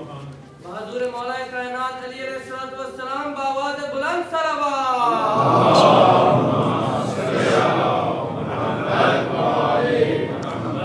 ये हिकमत नंबर 45 है। वक़ाल अलैहिस्सलाम लौ ज़रबतु खैशूमल मुअमिन बिसैफी हाज़ा अला अन युबग़िज़नी मा अबग़दनी वलौ सबबतु दुनिया बिजम्मातिहा अलल मुनाफिक अला अन युहिब्बनी मा अहब्बनी। अमीरुल मोमिनीन फरमाते हैं अगर इस तलवार से मोमिन के टुकड़े टुकड़े कर दिए जाएं और उसे ये चाहा जाए कि अली से नफरत करो, वो कभी भी नहीं करेगा। और अगर सारी दुनिया उठाकर मुनाफिक की झोली में डाल दो और उसे कहो अली से मोहब्बत करो, वो कभी भी नहीं करेगा। ओ ये कौन है? ये मुनाफिक हैं जो कभी भी अली से मोहब्बत नहीं करेंगे। लेकिन अमीरुल मोमिनीन फरमाते हैं कि यूं नहीं, जो मेरी तारीफ कर रहा है वो मुनाफिक ना हो। ये उसे अगली बात कर रहे हैं। एक वो मुनाफिक है जो अमीरुल मोमिनीन को जितनी दुनिया व दौलत दो उसको वो मोहब्बत नहीं करेगा अमीरुल मोमिनीन से। ये एक मुनाफिक है, खुला मुनाफिक। जिस तरह काफिर की दो किस्में हैं, काफिर जली होता है और काफिर खफी, या मुशरिक जली है और मुशरिक खफी। खुला मुशरिक जो खुदा के मुकाबले में बुत को ले आए, खुदा के मुकाबले में फरिश्ते को मान ले, अल्लाह के मुकाबले में मखलूक को मान ले, खुदा का शरीक ठहराए। जिस तरह गुजरे हैं अहरिमन व यज़दान के कायल, बुतों के कायल, लातो हुबलो उज़्ज़ा के कायल, ये मुशरिकीन जली थे, खुले मुशरिक। मुशरिक खफी वो होता है जो ज़बान से इस तरह खुल के खुदा के मुकाबले में शरीक जिक्र नहीं करता, लेकिन आस व उम्मीद लगाता है, खौफ उसके दिल में गैरुल्लाह का है। इसको कहा गया है ये मुशरिक खफी है। जो अल्लाह के अलावा किसी से डरता है ये मुशरिक खफी है। जो अल्लाह के अलावा किसी से उम्मीद रखता है, भरोसा करता है, ये मुशरिक खफी है। रिवायात के अंदर फरमाया गया इसी तरह मुनाफिक जली होता है वह खफी। मुनाफिक जली वो है, अली अलैहिस्सलाम फरमाते हैं कि अगर उसको सारी दुनिया की दौलत दे दी जाए वो कभी अली से मोहब्बत नहीं करेगा। लेकिन एक मुनाफिक खफी है, छुपा हुआ, पिनहान मुनाफिक जो अपना निफाक जाहिर नहीं कर रहा बल्कि उलट तारीफ करता है। अमीरुल मोमिनीन के बड़े फजाइल बयान करता है, और फजाइल भी कैसे बयान करता है? हद से बढ़ाकर इफरात करता है। अमीरुल मोमिनीन फरमाते हैं ये भी मुनाफिक है। जो मुझे मखलूक की हद से बढ़ाकर खालिक व रब की हद में ले जाए, अमीरुल मोमिनीन फरमाते हैं ये भी मुनाफिक है। मुनाफिक की अलामत यह है, मुनाफिक यानी दोहरी शख्सियत का मालिक, दो चेहरे रखता है। एक उसने छुपाया हुआ है, एक का इजहार करता है धोखे के लिए, दूसरों को धोखा देने के लिए। अगर कोई पैरवान अमीरुल मोमिनीन को धोखा देना चाहे, मुनाफिक कैसे धोखा देगा? आकर अमीरुल मोमिनीन के पैरोकारों को, अमीरुल मोमिनीन के शिया को अगर कोई धोखा देना चाहे, कैसे धोखा देगा? कोई साहिब इशारा करें, कैसे धोखा देगा? हरज नहीं है, मजलिस में बोलते रहे आप। शिया को धोखा देने के लिए अगर कोई धोखा देने आए, कैसे धोखा देगा? फजाइल पड़ेगा ना आकर, मुसाइब पड़ेगा आकर, क्योंकि शिया इसी से राजी हो जाता है कि ये मुसाइब पढ़ रहा है और ये फजाइल पढ़ रहा है। बस उसने फजाइल और मुसाइब पढ़ दिए, उसके बारे में मुतमईन हो जाते हैं, और यही धोखा देता है फजाइल और मुसाइब पढ़कर। हैं ऐसे लोग इसी शहर में हैं, इसी मुल्क के अंदर हैं। 40 घंटे टीवी चैनल पर, इंटरनेशनल टीवी चैनल पर 40 घंटे साबित किया तशय्यो का कुफ्र, और फिर आकर इसी शिया को मुसाहिब पढ़ के रुलाया भी, और ये शिया रो भी रहा है जिसका कुफ्र 40 घंटे साबित किया। रिकॉर्ड भी मौजूद है वो चीज।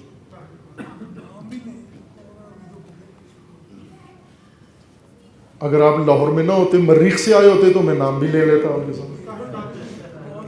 بھلے یہ سوال تو مریخی لگتا ہے مجھے، آپ کو پتہ نہیں. اور یہی جن کے مصائب پہ رو پڑتے ہو آپ، جن سے فضائل سن کے ان کے عاشق ہو جاتے ہیں، ان کو امام مان لیتے ہیں، انہیں آپ سمجھتے ہیں یہ تشیع کے دفاع اور محافظ ہیں. یہی لوگ ہیں. 40 گھنٹے تشیع کے کفر پہ دلائل دیے. اور توجہ فرمائیں، نہج البلاغہ کو جنہوں نے کہا کہ یہ شیعوں کی من گڑھت کتاب ہے، انٹرنیٹ پر آج ہی جا کے سرچ کر کے دیکھ لینا. نہج البلاغہ کو کہا کہ یہ امیر المومنین کے جملے نہیں ہیں، بلکہ یہ ایسے شیعوں نے خود گھڑ کے منسوب کر دیا، اس کی کوئی حقیقت نہیں ہے، ہم اس کتاب کو نہیں مانتے. یہ کہا اور اس سے زیادہ بھی کہا. لیکن آج تشیع کے لیے امامت کا بھی درجہ رکھتے ہیں. کیوں کہ فضائل اور مصائب پڑھتے ہیں. عزیز من، یہ نہ رکھو معیار. امیر المومنین کے سامنے آیا، فضائل پڑھے امیر المومنین کے، اور افراط کیا. افراط یعنی حد سے زیادہ فضائل پڑھے. وہ فضائل سن کر امیر المومنین نے نہیں کہا کہ یہ لوگ کنجی، جس طرح آج ہم کنجیاں لے لی نا، ہم نے بہشت کی کنجیاں، خزانوں کی کنجیاں، کیوں کہ ہم نے امیر المومنین کی شان میں مجلس پڑھی، فضائل پڑھے، قصیدہ پڑھا، رباہی پڑھی. یہ کیا میں نے فضائل اہل بیت میں، بس اس کے جواب میں مجھے چابیاں اور کنجیاں دے دی. اب وہ ہم نے محفوظ رکھی ہوئی ہیں، جب جائیں گے دروازے کھول کے اندر حوروں میں داخل ہو جائیں گے، کنجیوں کے مالک بن گئے ہو. امیر المومنین کے سامنے اس نے حد کی، افراط کیا فضائل امیر المومنین میں. اور امیر المومنین اس کو کیا فرما رہے ہیں؟ ابھی جو حکمت آپ کی خدمت میں نے سرنامہ کلام اس کو قرار دیا. یہ حکمت نمبر 83 ہے جو آج کی مجلس کا موضوع ہے. حکمت نمبر 83 میں امیر المومنین فرماتے ہیں لِرَجُلٍ أَفْرَطَ فِي الثَّنَاءِ عَلَيْهِ، ایک شخص جس نے افراط کیا، حد سے آگے تعریف کی، فضائل امیر المومنین کے بیان کیے. وَكَانَ لَهُ مُتَّهِمًا، جبکہ اس کو امیر المومنین سے کوئی عقیدت نہیں تھی. امیر المومنین نے اسے جواب دیا انا دون ما تقول، جو تو کہہ رہا ہے میں اس سے کم ہوں، وہ نہیں ہوں جو تو کہہ رہا ہے. وَفَوْقَ مَا فِي نَفْسِكَ، اور جو کچھ تیرے دل میں ہے اس سے بہت بالا تر ہوں، اس سے بہت بلند تر ہوں جو تیرے دل میں ہے. اب آپ فرمائیے کہ جس کے دل میں کچھ اور ہو، زبان پہ کچھ اور ہو، قرآن اسی کو منافق کہتا ہے.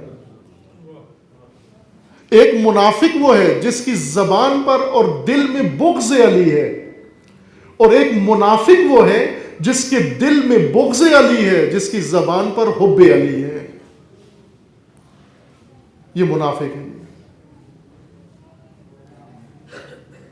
افراط، نعرہ تکبیر، نعرہ رسالت، بلکہ نعرہ حیدری، خدا ختم الانبیاء رحمت للعالمین بآواز بلند صلوات.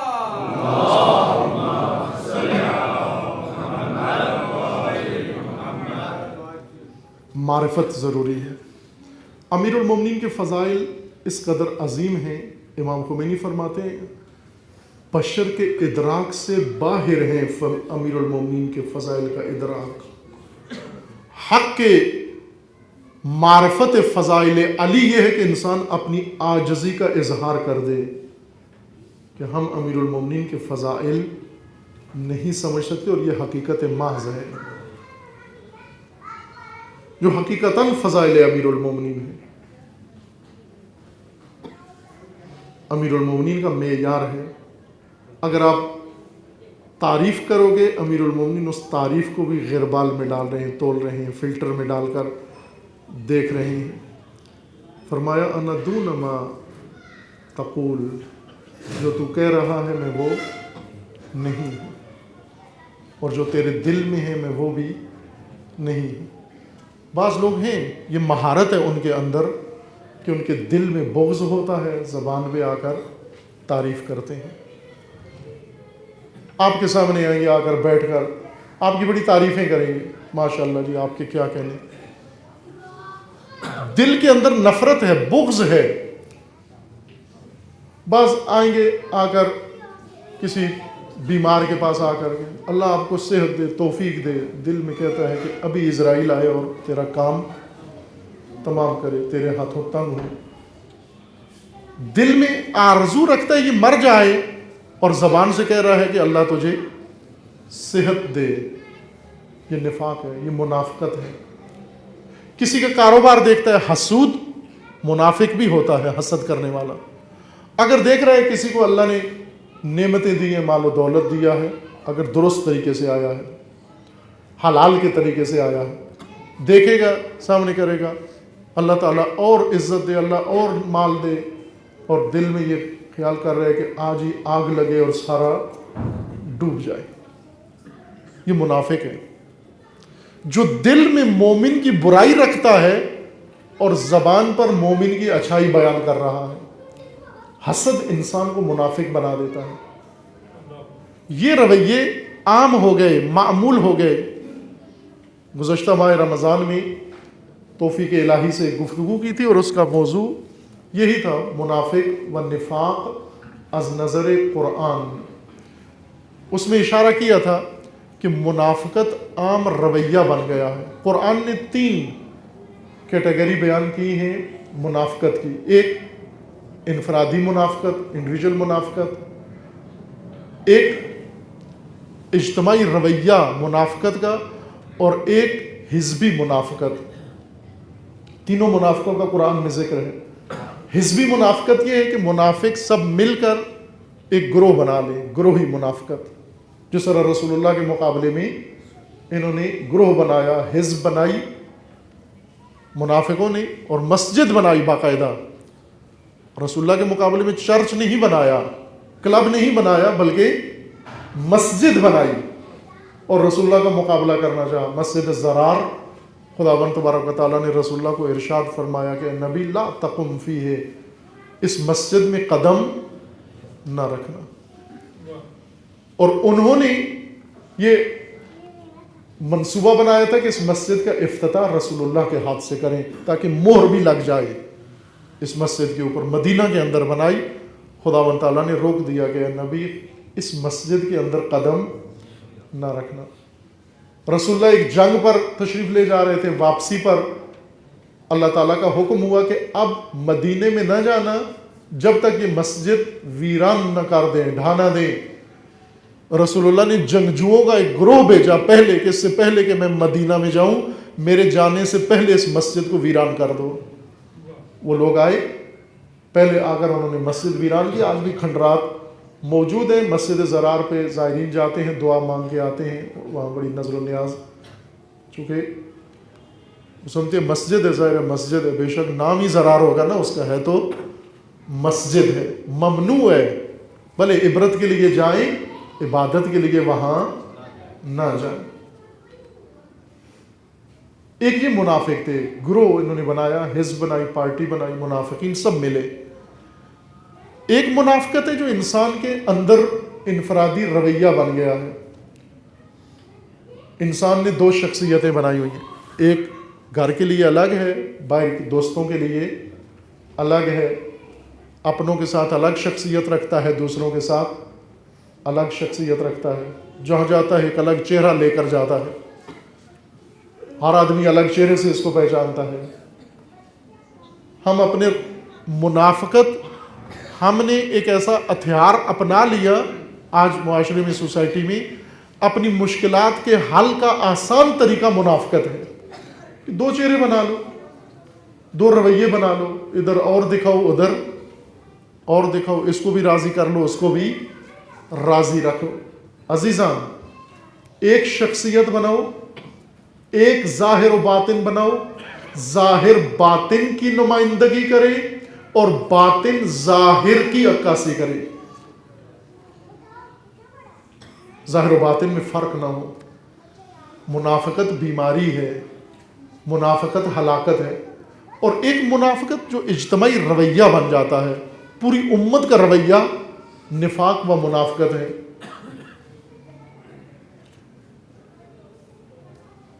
ہر چیز پھر منافقت کے ہاتھ میں آ جاتی ہے. دو چہرہ لوگ، سیاستدان دو چہرہ.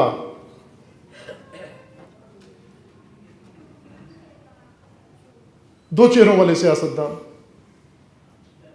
ان کا ایک اصلی چہرہ ہے پردے کے پیچھے، اور ایک ان کا میڈیا پہ چہرہ ہے، ایک ان کا لوگوں کے سامنے چہرہ ہے، ایک ان کا میدان سیاست میں ایک چہرہ ہے. یہ منافقت ہے.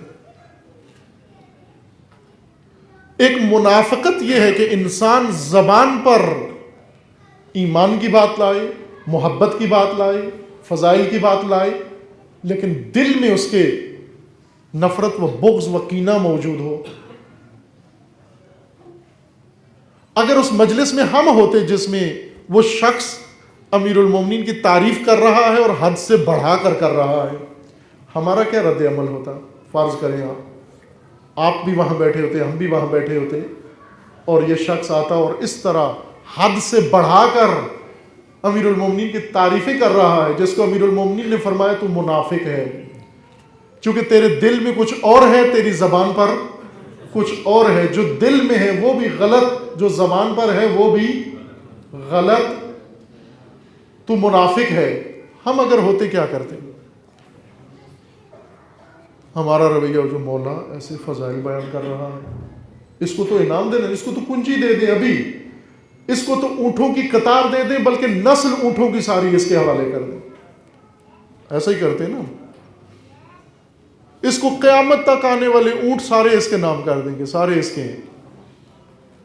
ہم تو یہ تجویز دیتے، لیکن امیر المومنین فرماتے ہیں نا، میں غربال سے اس کی تعریف، اس کی ثنا، اس کے فضائل کو میں غربال سے گزاروں گا، ان غربال سے یہ تعریف نہیں گزرتی. یہ عام فضائل کا حصہ بن گیا ہے نصیریت. اس کو فضائل کے طور پر پیش کیا جاتا ہے، یہ تشیع کے طور پر پیش کیا جاتا ہے نصیریت کو.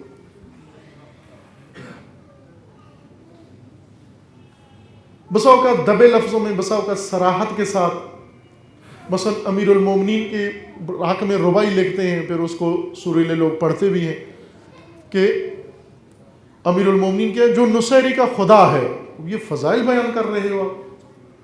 اگر امیر المومنین کے جملہ تیری زبان سے سنے، یہیں پر سزا دیں گے تجھے. مومن ہیں جو خوش ہو رہے ہیں، علی خوش، جو علی کو خدا کہے، نقل قول بھی کرے، اگرچہ نصیری کی زبان سے کرے، امیر المومنین کے نزدیک مستحق سزا ہے. یہ فضائل ہیں امیر المومنین کے کہ علی وہ ہے جو نصیری کا خدا ہے. یہ فضائل نہیں ہے، جہالت ہے.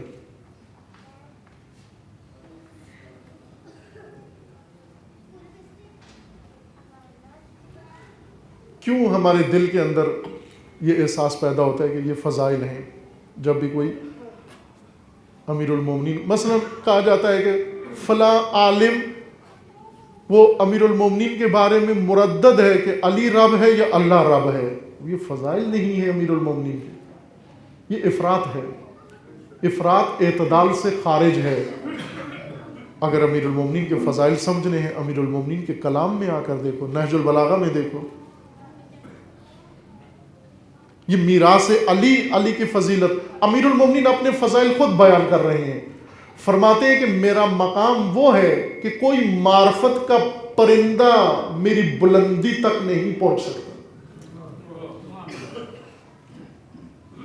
بلند پرواز کرنے والا معرفت کا پرندہ میری بلندی تک نہیں پہنچ سکتا.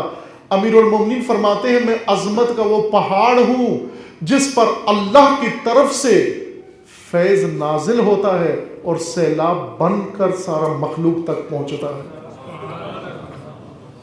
یہ فضائل ہیں جو امیر المومنین خود اپنے بیان فرما رہے ہیں. امیر المومنین نے فرمایا تھا کہ غدن ترون مقامی، اے لوگو تم آج مجھے نہیں پہچان سکے، کل تمہیں میرا مقام سمجھ میں آ جائے گا. عزیز من، ہرگز کسی جاہل سے مت پوچھو علی کیا ہے. کسی جاہل کی بات پہ راضی نہ ہو جائے کہ وہ فضائل علی بیان کرے. جاہل کو علی علیہ السلام نے خود فرما دیا تو منافق ہے. تیری زبان پر جو کچھ جاری ہے یہ درست نہیں. اس وقت غلوف، افراط، تشیع بن کر پاکستان میں متعارف ہو رہا ہے، پذیرائی مل رہی ہے اس کو، اور اس کو لوگ عبادت سمجھ کر کہ یہ عبادت کر رہے ہیں. یہ نہیں ہے تشیع. اصل تشیع پیروی امیر المومنین، مکتب امیر المومنین، خطبہ امیر المومنین، تعلیمات امیر المومنین، سیرت امیر المومنین تشیع ہے جس کے تعارف کی ضرورت ہے. اور وہ میراث عرض کیا کہ دشمنوں کے تعصب اور اپنوں کی غفلت کا شکار ہو رہی ہے، اس کو احیاء کریں، اہتمام کریں. مومنین صاحبان توفیق اپنے گھروں میں بچوں اور مجالس کی زینت بنائیں، حفظ کریں خطبات نہج البلاغہ تاکہ یہ حقائق دنیا تک پہنچے. افراط و تفریط کے بجائے آپ کو امام عدل سے دین کی معرفت نصیب ہو جائے. آپ خود امیر المومنین سے دین سیکھو، خطبہ علی سے دین سیکھو، نہ کسی خطیب کی زبانی، نہ کسی عالم کی زبانی، نہ کسی اور کی زبانی. آخری جملہ آپ کی خدمت میں تائید کے طور پر یہ عرض کروں گے، کچھ عرصہ پہلے رہبر معظم نے ایک خط لکھا یورپی جوانوں کو. یہ جب پیرس میں گستاخی کی گئی، توہین کی گئی مقدسات دین کی، رسول اللہ کی بارگاہ میں، ایک میگزین نے، اور اس کے بعد جو واقعات ہوئے، 40 ممالک کے سربراہان جمع ہوئے اور اس توہین کی تائید کی انہوں نے. اس کے بعد رہبر معظم نے یورپی جوانوں کے نام خط لکھا، اور اس خط میں 2 باتیں لکھی. ایک آپ کو سنا رہا ہوں، دوسری پہلے بیان کی ہے کسی اور مجلس میں.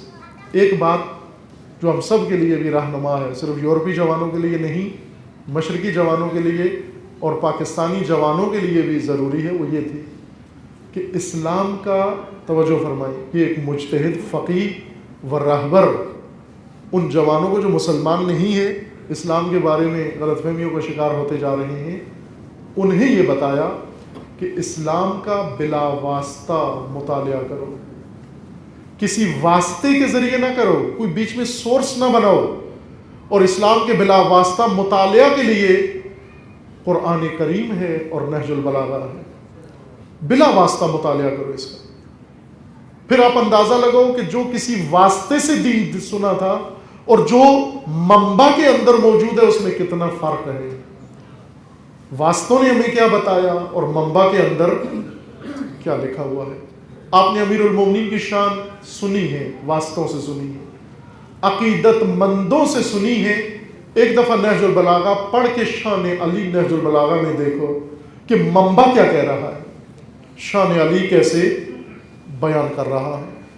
یہ ایام جو آج سے شروع ہے، ظاہراً جمادی الثانی کا چاند نظر آ گیا ہے، پہلی شب ہے آج، اور یہ ایام فاطمی ہیں. 3 جمادی الثانی بی بی کی شہادت کا دن ہے، اور 20 جمادی الثانی بی بی کی ولادت کا دن ہے، اور یہ ماہ فاطمی ہے. ایک خطبہ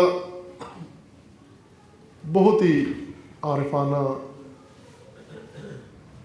بی بی کا، جو خمسہ مجالس میں انشاءاللہ موضوع بحث ہوگا. کچھ حصہ اس کا سابقہ سال بیان ہوا، کچھ حصہ اللہ تعالیٰ نے توفیق دی انشاءاللہ کل سے خمسہ مجالس فاطمیہ میں عنوان ہوگا. اس خطبہ کے بارے میں علماء و فقہاء و بزرگان بیان فرماتے ہیں جو فصاحت کے اعلیٰ ترین مقام پر فائز اور معرفت کا عظیم خزانہ ہے. اس خطبہ کے بارے میں توجہ فرمائیں. خلیفہ دوم کا بیان، چونکہ جس موقع پر بی بی نے یہ خطبہ بیان کیا مسجد النبی میں بیان کیا، ذکر فرمایا. سننے والوں میں خلیفہ دوم ہی تھے جو بعد میں خلیفہ بنے. ان کا تبصرہ اس خطبے کے بارے میں یہ تھا کہ ایسے لگتا ہے کہ شب بھر علی نے جاگ کر زہرا کو خطبہ سکھایا ہے اور یہ خطبہ سیدہ نے آ کر مسجد میں بیان کیا ہے. چونکہ یہ لب و لہجہ اور یہ انداز انہوں نے سنا ہوا تھا کہ یہ انداز امیر المومنین کا ہے، لیکن ایسے نہیں تھا کہ امیر المومنین نے شب بھر بی بی کو بٹھا کر خطبہ سنایا ہونا، بلکہ زہرا و علی کے علم کا منبع ایک ہی تھا، ایک منبع سے یہ علم آیا تھا، اس لیے مماثلت تھی. اس لیے زہرا کف علی ہے و علی کف زہرا ہے. وہ کف ان دو خطبوں میں، اگر آپ نہج البلاغہ کا خطبہ پڑھیں اور بی بی کا خطبہ پڑھیں پھر اندازہ ہوتا ہے کہ جو رسول اللہ نے فرمایا تھا کہ علی کے علاوہ زہرا کا کوئی کف نہیں ہے، اس سے مراد کیا تھی. ایک خطبہ بی بی نے انصار کی خواتین کے سامنے بیان فرمایا، جس سے مدینے کے اندر ایک کوہرام برپا ہوا، اور وہ خطبہ سن کر انصار کی عورتوں نے اپنے مردوں سے بیزاری کا و براءت کا اعلان کیا، نفرین کی اپنے مردوں پر کہ تم نے زہرا کا دل دکھایا ہے.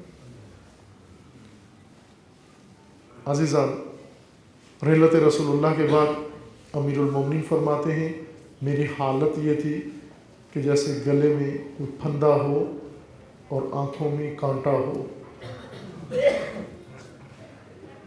کیونکہ میری میراث لٹ رہی تھی اور میں آنکھوں سے دیکھ رہا تھا اور کوئی مدد کرنے والا موجود نہیں تھا.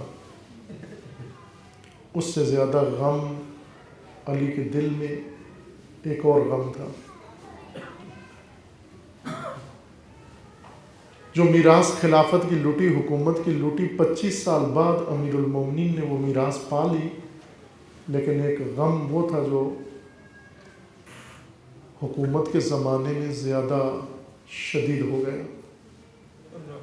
امیر المومنین مسجد کوفہ میں تشریف لائے اور دیکھا کچھ لوگ مسجد کے اندر اکٹھے ہیں، باتیں کر رہے ہیں اور رو رہے ہیں. امیر المومنین نے ان سے پوچھا اے مردو کس بات پہ رو رہے ہو؟ انہوں نے جواب دیا، اپنے غم بتائے، نقصان پہ رو رہے ہیں، بچوں کی موت پہ رو رہے ہیں، عزیزوں کے فراق پہ رو رہے ہیں. امیر المومنین نے سن کر فرمایا یہ مردوں کے غم نہیں ہیں، مرد ان پر نہیں روتے. پوچھنے لگے مولا مردوں کو کس غم پہ رونا چاہیے؟ امیر المومنین کے آنسو نکل آئے. سیدہ کی شہادت کے 25 سال بعد اس غم نے علی کو رلا دیا اور روتے ہوئے فرمایا اس غم پر مرد کو رونا چاہیے جو علی کے سینے میں موجود ہے. پوچھنے لگے وہ کون سا غم ہے؟ اس وقت امیر المومنین نے چند اشارے فرمائے اور وہ اشارے تھے کہ وہ غم یہ ہے کہ مرد اسد اللہ شیر خدا اس کے سامنے آ کر حرمت رسول کی بے ادبی کرے، گستاخی کرے، پائمال کرے اور وہ آنکھوں سے دیکھ رہا ہو اور اس حالت میں ہو کہ کچھ کر بھی نہ سکتا ہو، یہ غم مرد کے سینے کو پھاڑ دیتا ہے، جگر کو کاٹ دیتا ہے. کون کس کے غم میں اس وقت مبتلا تھا؟ سخت ہے یہ فیصلہ کرنا. جناب سیدہ جب مسجد میں تشریف لے گئی، جا کر خطبہ دیا، راویوں نے لکھا ہے خطبہ دینے سے پہلے بی بی پردے کے پیچھے جا کر بیٹھی، دو زانو ہو کر، اور روئی، شدت کے ساتھ روئی. مسجد میں اس قدر شدت کے ساتھ روئی، مسجد میں موجود ہر فرد رونے لگا، حتیٰ وہ لوگ جن سے ناراض ہو کر بی بی خطبہ دے رہی تھی وہ بھی بی بی کا خطبہ سن کر رو پڑے. कोहराम के बाद खामोशी छाई। बीबी ने खुतबा दिया। खुतबे के बाद जो कुछ रवैया बीबी के साथ बरता गया, उठकर वापस आई अपने हुजरे में। अब तवज्जो फरमाई, बीबी का हुजरा मस्जिद से चंद कदम के फासले पर था। एक दर बीबी के हुजरे से मस्जिद के अंदर जाता था और एक रास्ता ये था कि बीबी के हुजरे से बाहर निकलकर दूसरे दर में दाखिल हो जाएंगे। आज भी निशानियां मौजूद हैं, चंद कदम का फासला है। बीबी अपने हुजरे से बाहर तशरीफ लाई और मस्जिद की तरफ उसी दरवाजे से गई जहां से रसूलुल्लाह जाया करते थे। जाकर खुतबा दिया, अपना मुद्दा बयान किया और जो रवैया इख्तियार किया गया उसे मुशाहदा करके बीबी जब मस्जिद से उठकर आई, चंद कदम का फासला बहुत लंबा बन गया। ज़हरा चंद दफ़ा ज़मीन पे बैठी, फिर उठी, ज़मीन पे बैठती, फिर उठ जाती।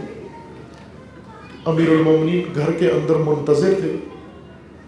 जब जनाब सैयदा घर में तशरीफ लाती हैं, आकर मट्टी पे बैठ जाती हैं और फरियाद करके रोई, सिसक के रोई, चीख कर रोई। अमीरुल मोमिनीन ने जनाब सैयदा की फरियादें सुनी। फरियादें सुनकर अमीरुल मोमिनीन ने फरमाया, ऐ दुख्तर नबी,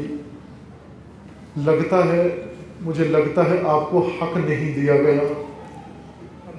उस वक्त जनाब सैयदा ने एक जुमला बयान फरमाया, अली को रुला दिया। वो जुमला क्या था? जनाब सैयदा फरमाती हैं, ऐ अली, ऐ काश यही हुआ होता। अली, मुझे झुटलाया गया है, मुझसे गवाह मांगे गए हैं।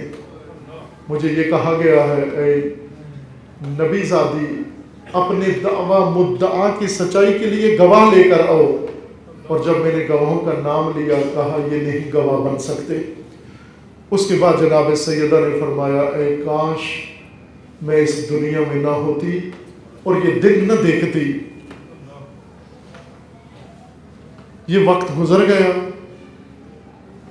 और वो आलम आ गया जिस दिन जनाब सैयदा के घर पे जमा हुए, ईंधन लेकर आए और आकर निदा दी, ऐन अबुल हसन। बीबी दर के पीछे आई और आकर पूछती है, मन अंतुम, तुम कौन लोग हो जो इस तरह आकर दर अहले बैत पे ललकार रहे हो? जवाब में उन्होंने कहा, हम अली को लेने आए हैं। बीबी ने अपना तारुफ करवाया, अना फातिमा, मुझे जानते हो मैं फातिमा हूँ, जिसकी ताज़ीम के लिए रसूलुल्लाह क़याम किया करते थे। मैं वही रसूल की बेटी हूँ। अज़ीज़ान, सैयदा ने जवाब दिया, जब तक ज़हरा जिंदा है कोई हाथ अली तक नहीं जा सकता। धमकी दी गई, अगर दर न खुला हम आग लगा देंगे। धमकी देकर इंतज़ार नहीं किया और फिर आग लगा दी। आग के शोले लब के धुआं उठा, दरवाज़ा जलने भी नहीं पाया था, दरवाजे को ठोकर से गिरा दिया गया। दर का गिरना था, पुश्त दर से आवाज़ आई, इलैया इलैया या फिज़ा, फिज़ा आइयो, मोहसिन शहीद हो गए। जनाब फिज़ा जब करीब आती हैं, जनाब सैयदा ने फरमाया, फिज़ा खबरदार, अली को मालूम ना होने पाए कि ज़हरा ज़ख्मी हो गई है।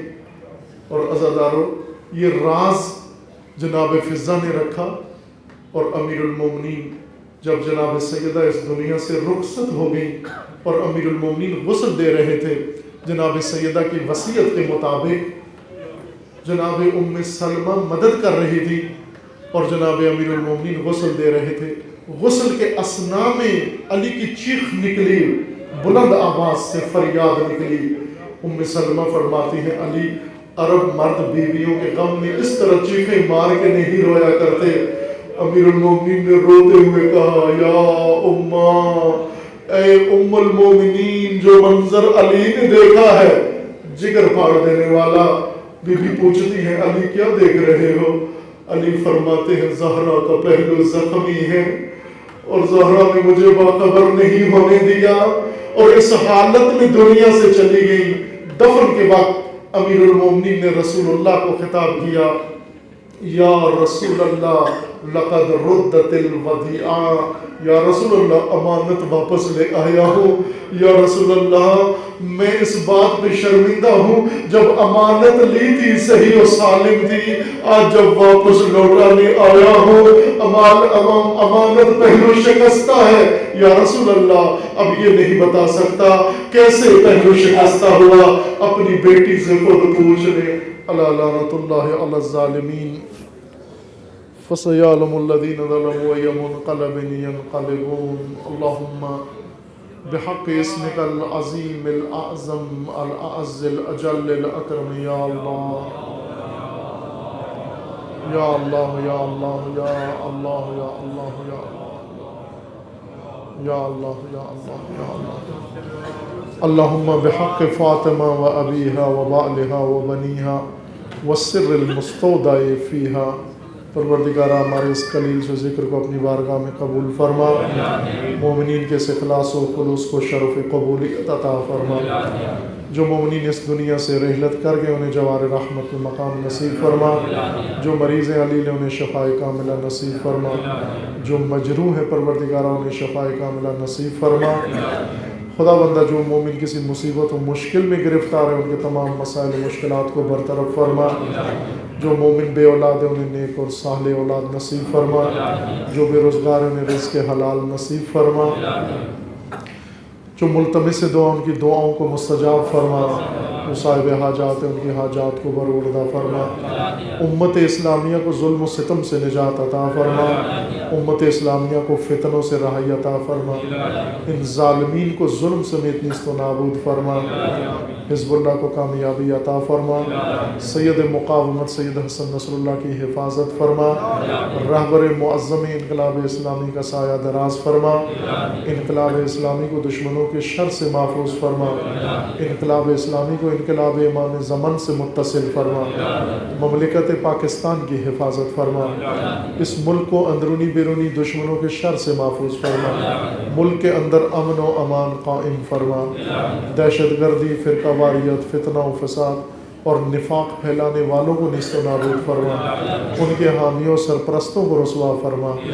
پیروانی امیر المومنین عزاداران سید الشہداء جہاں کہیں بھی ہیں, بالخصوص عراق میں, لبنان میں, سعودی عرب میں اور بالاخص پاکستان میں و دیگر مقامات پر ان کے عزت و مال و جان و ناموس کی حفاظت فرما. پروردگارہ بحق محمد و آل محمد اپنے ولی حق ولی اللہ العظم اجل اللہ تعالی فرج الشریف کا جلد از جلد ظہور فرما. ہمیں حضرت کے اعوان و انصار میں سے ہونے کی توفیق عطا فرما. تمام مرحومین کے لیے, مومنین و مومنات کے لیے, بانیان مجلس اور بالخصوص مرحوم جن کے ایصال ثواب کے لیے یہ مجلس ہے, ان کے روح کے لیے,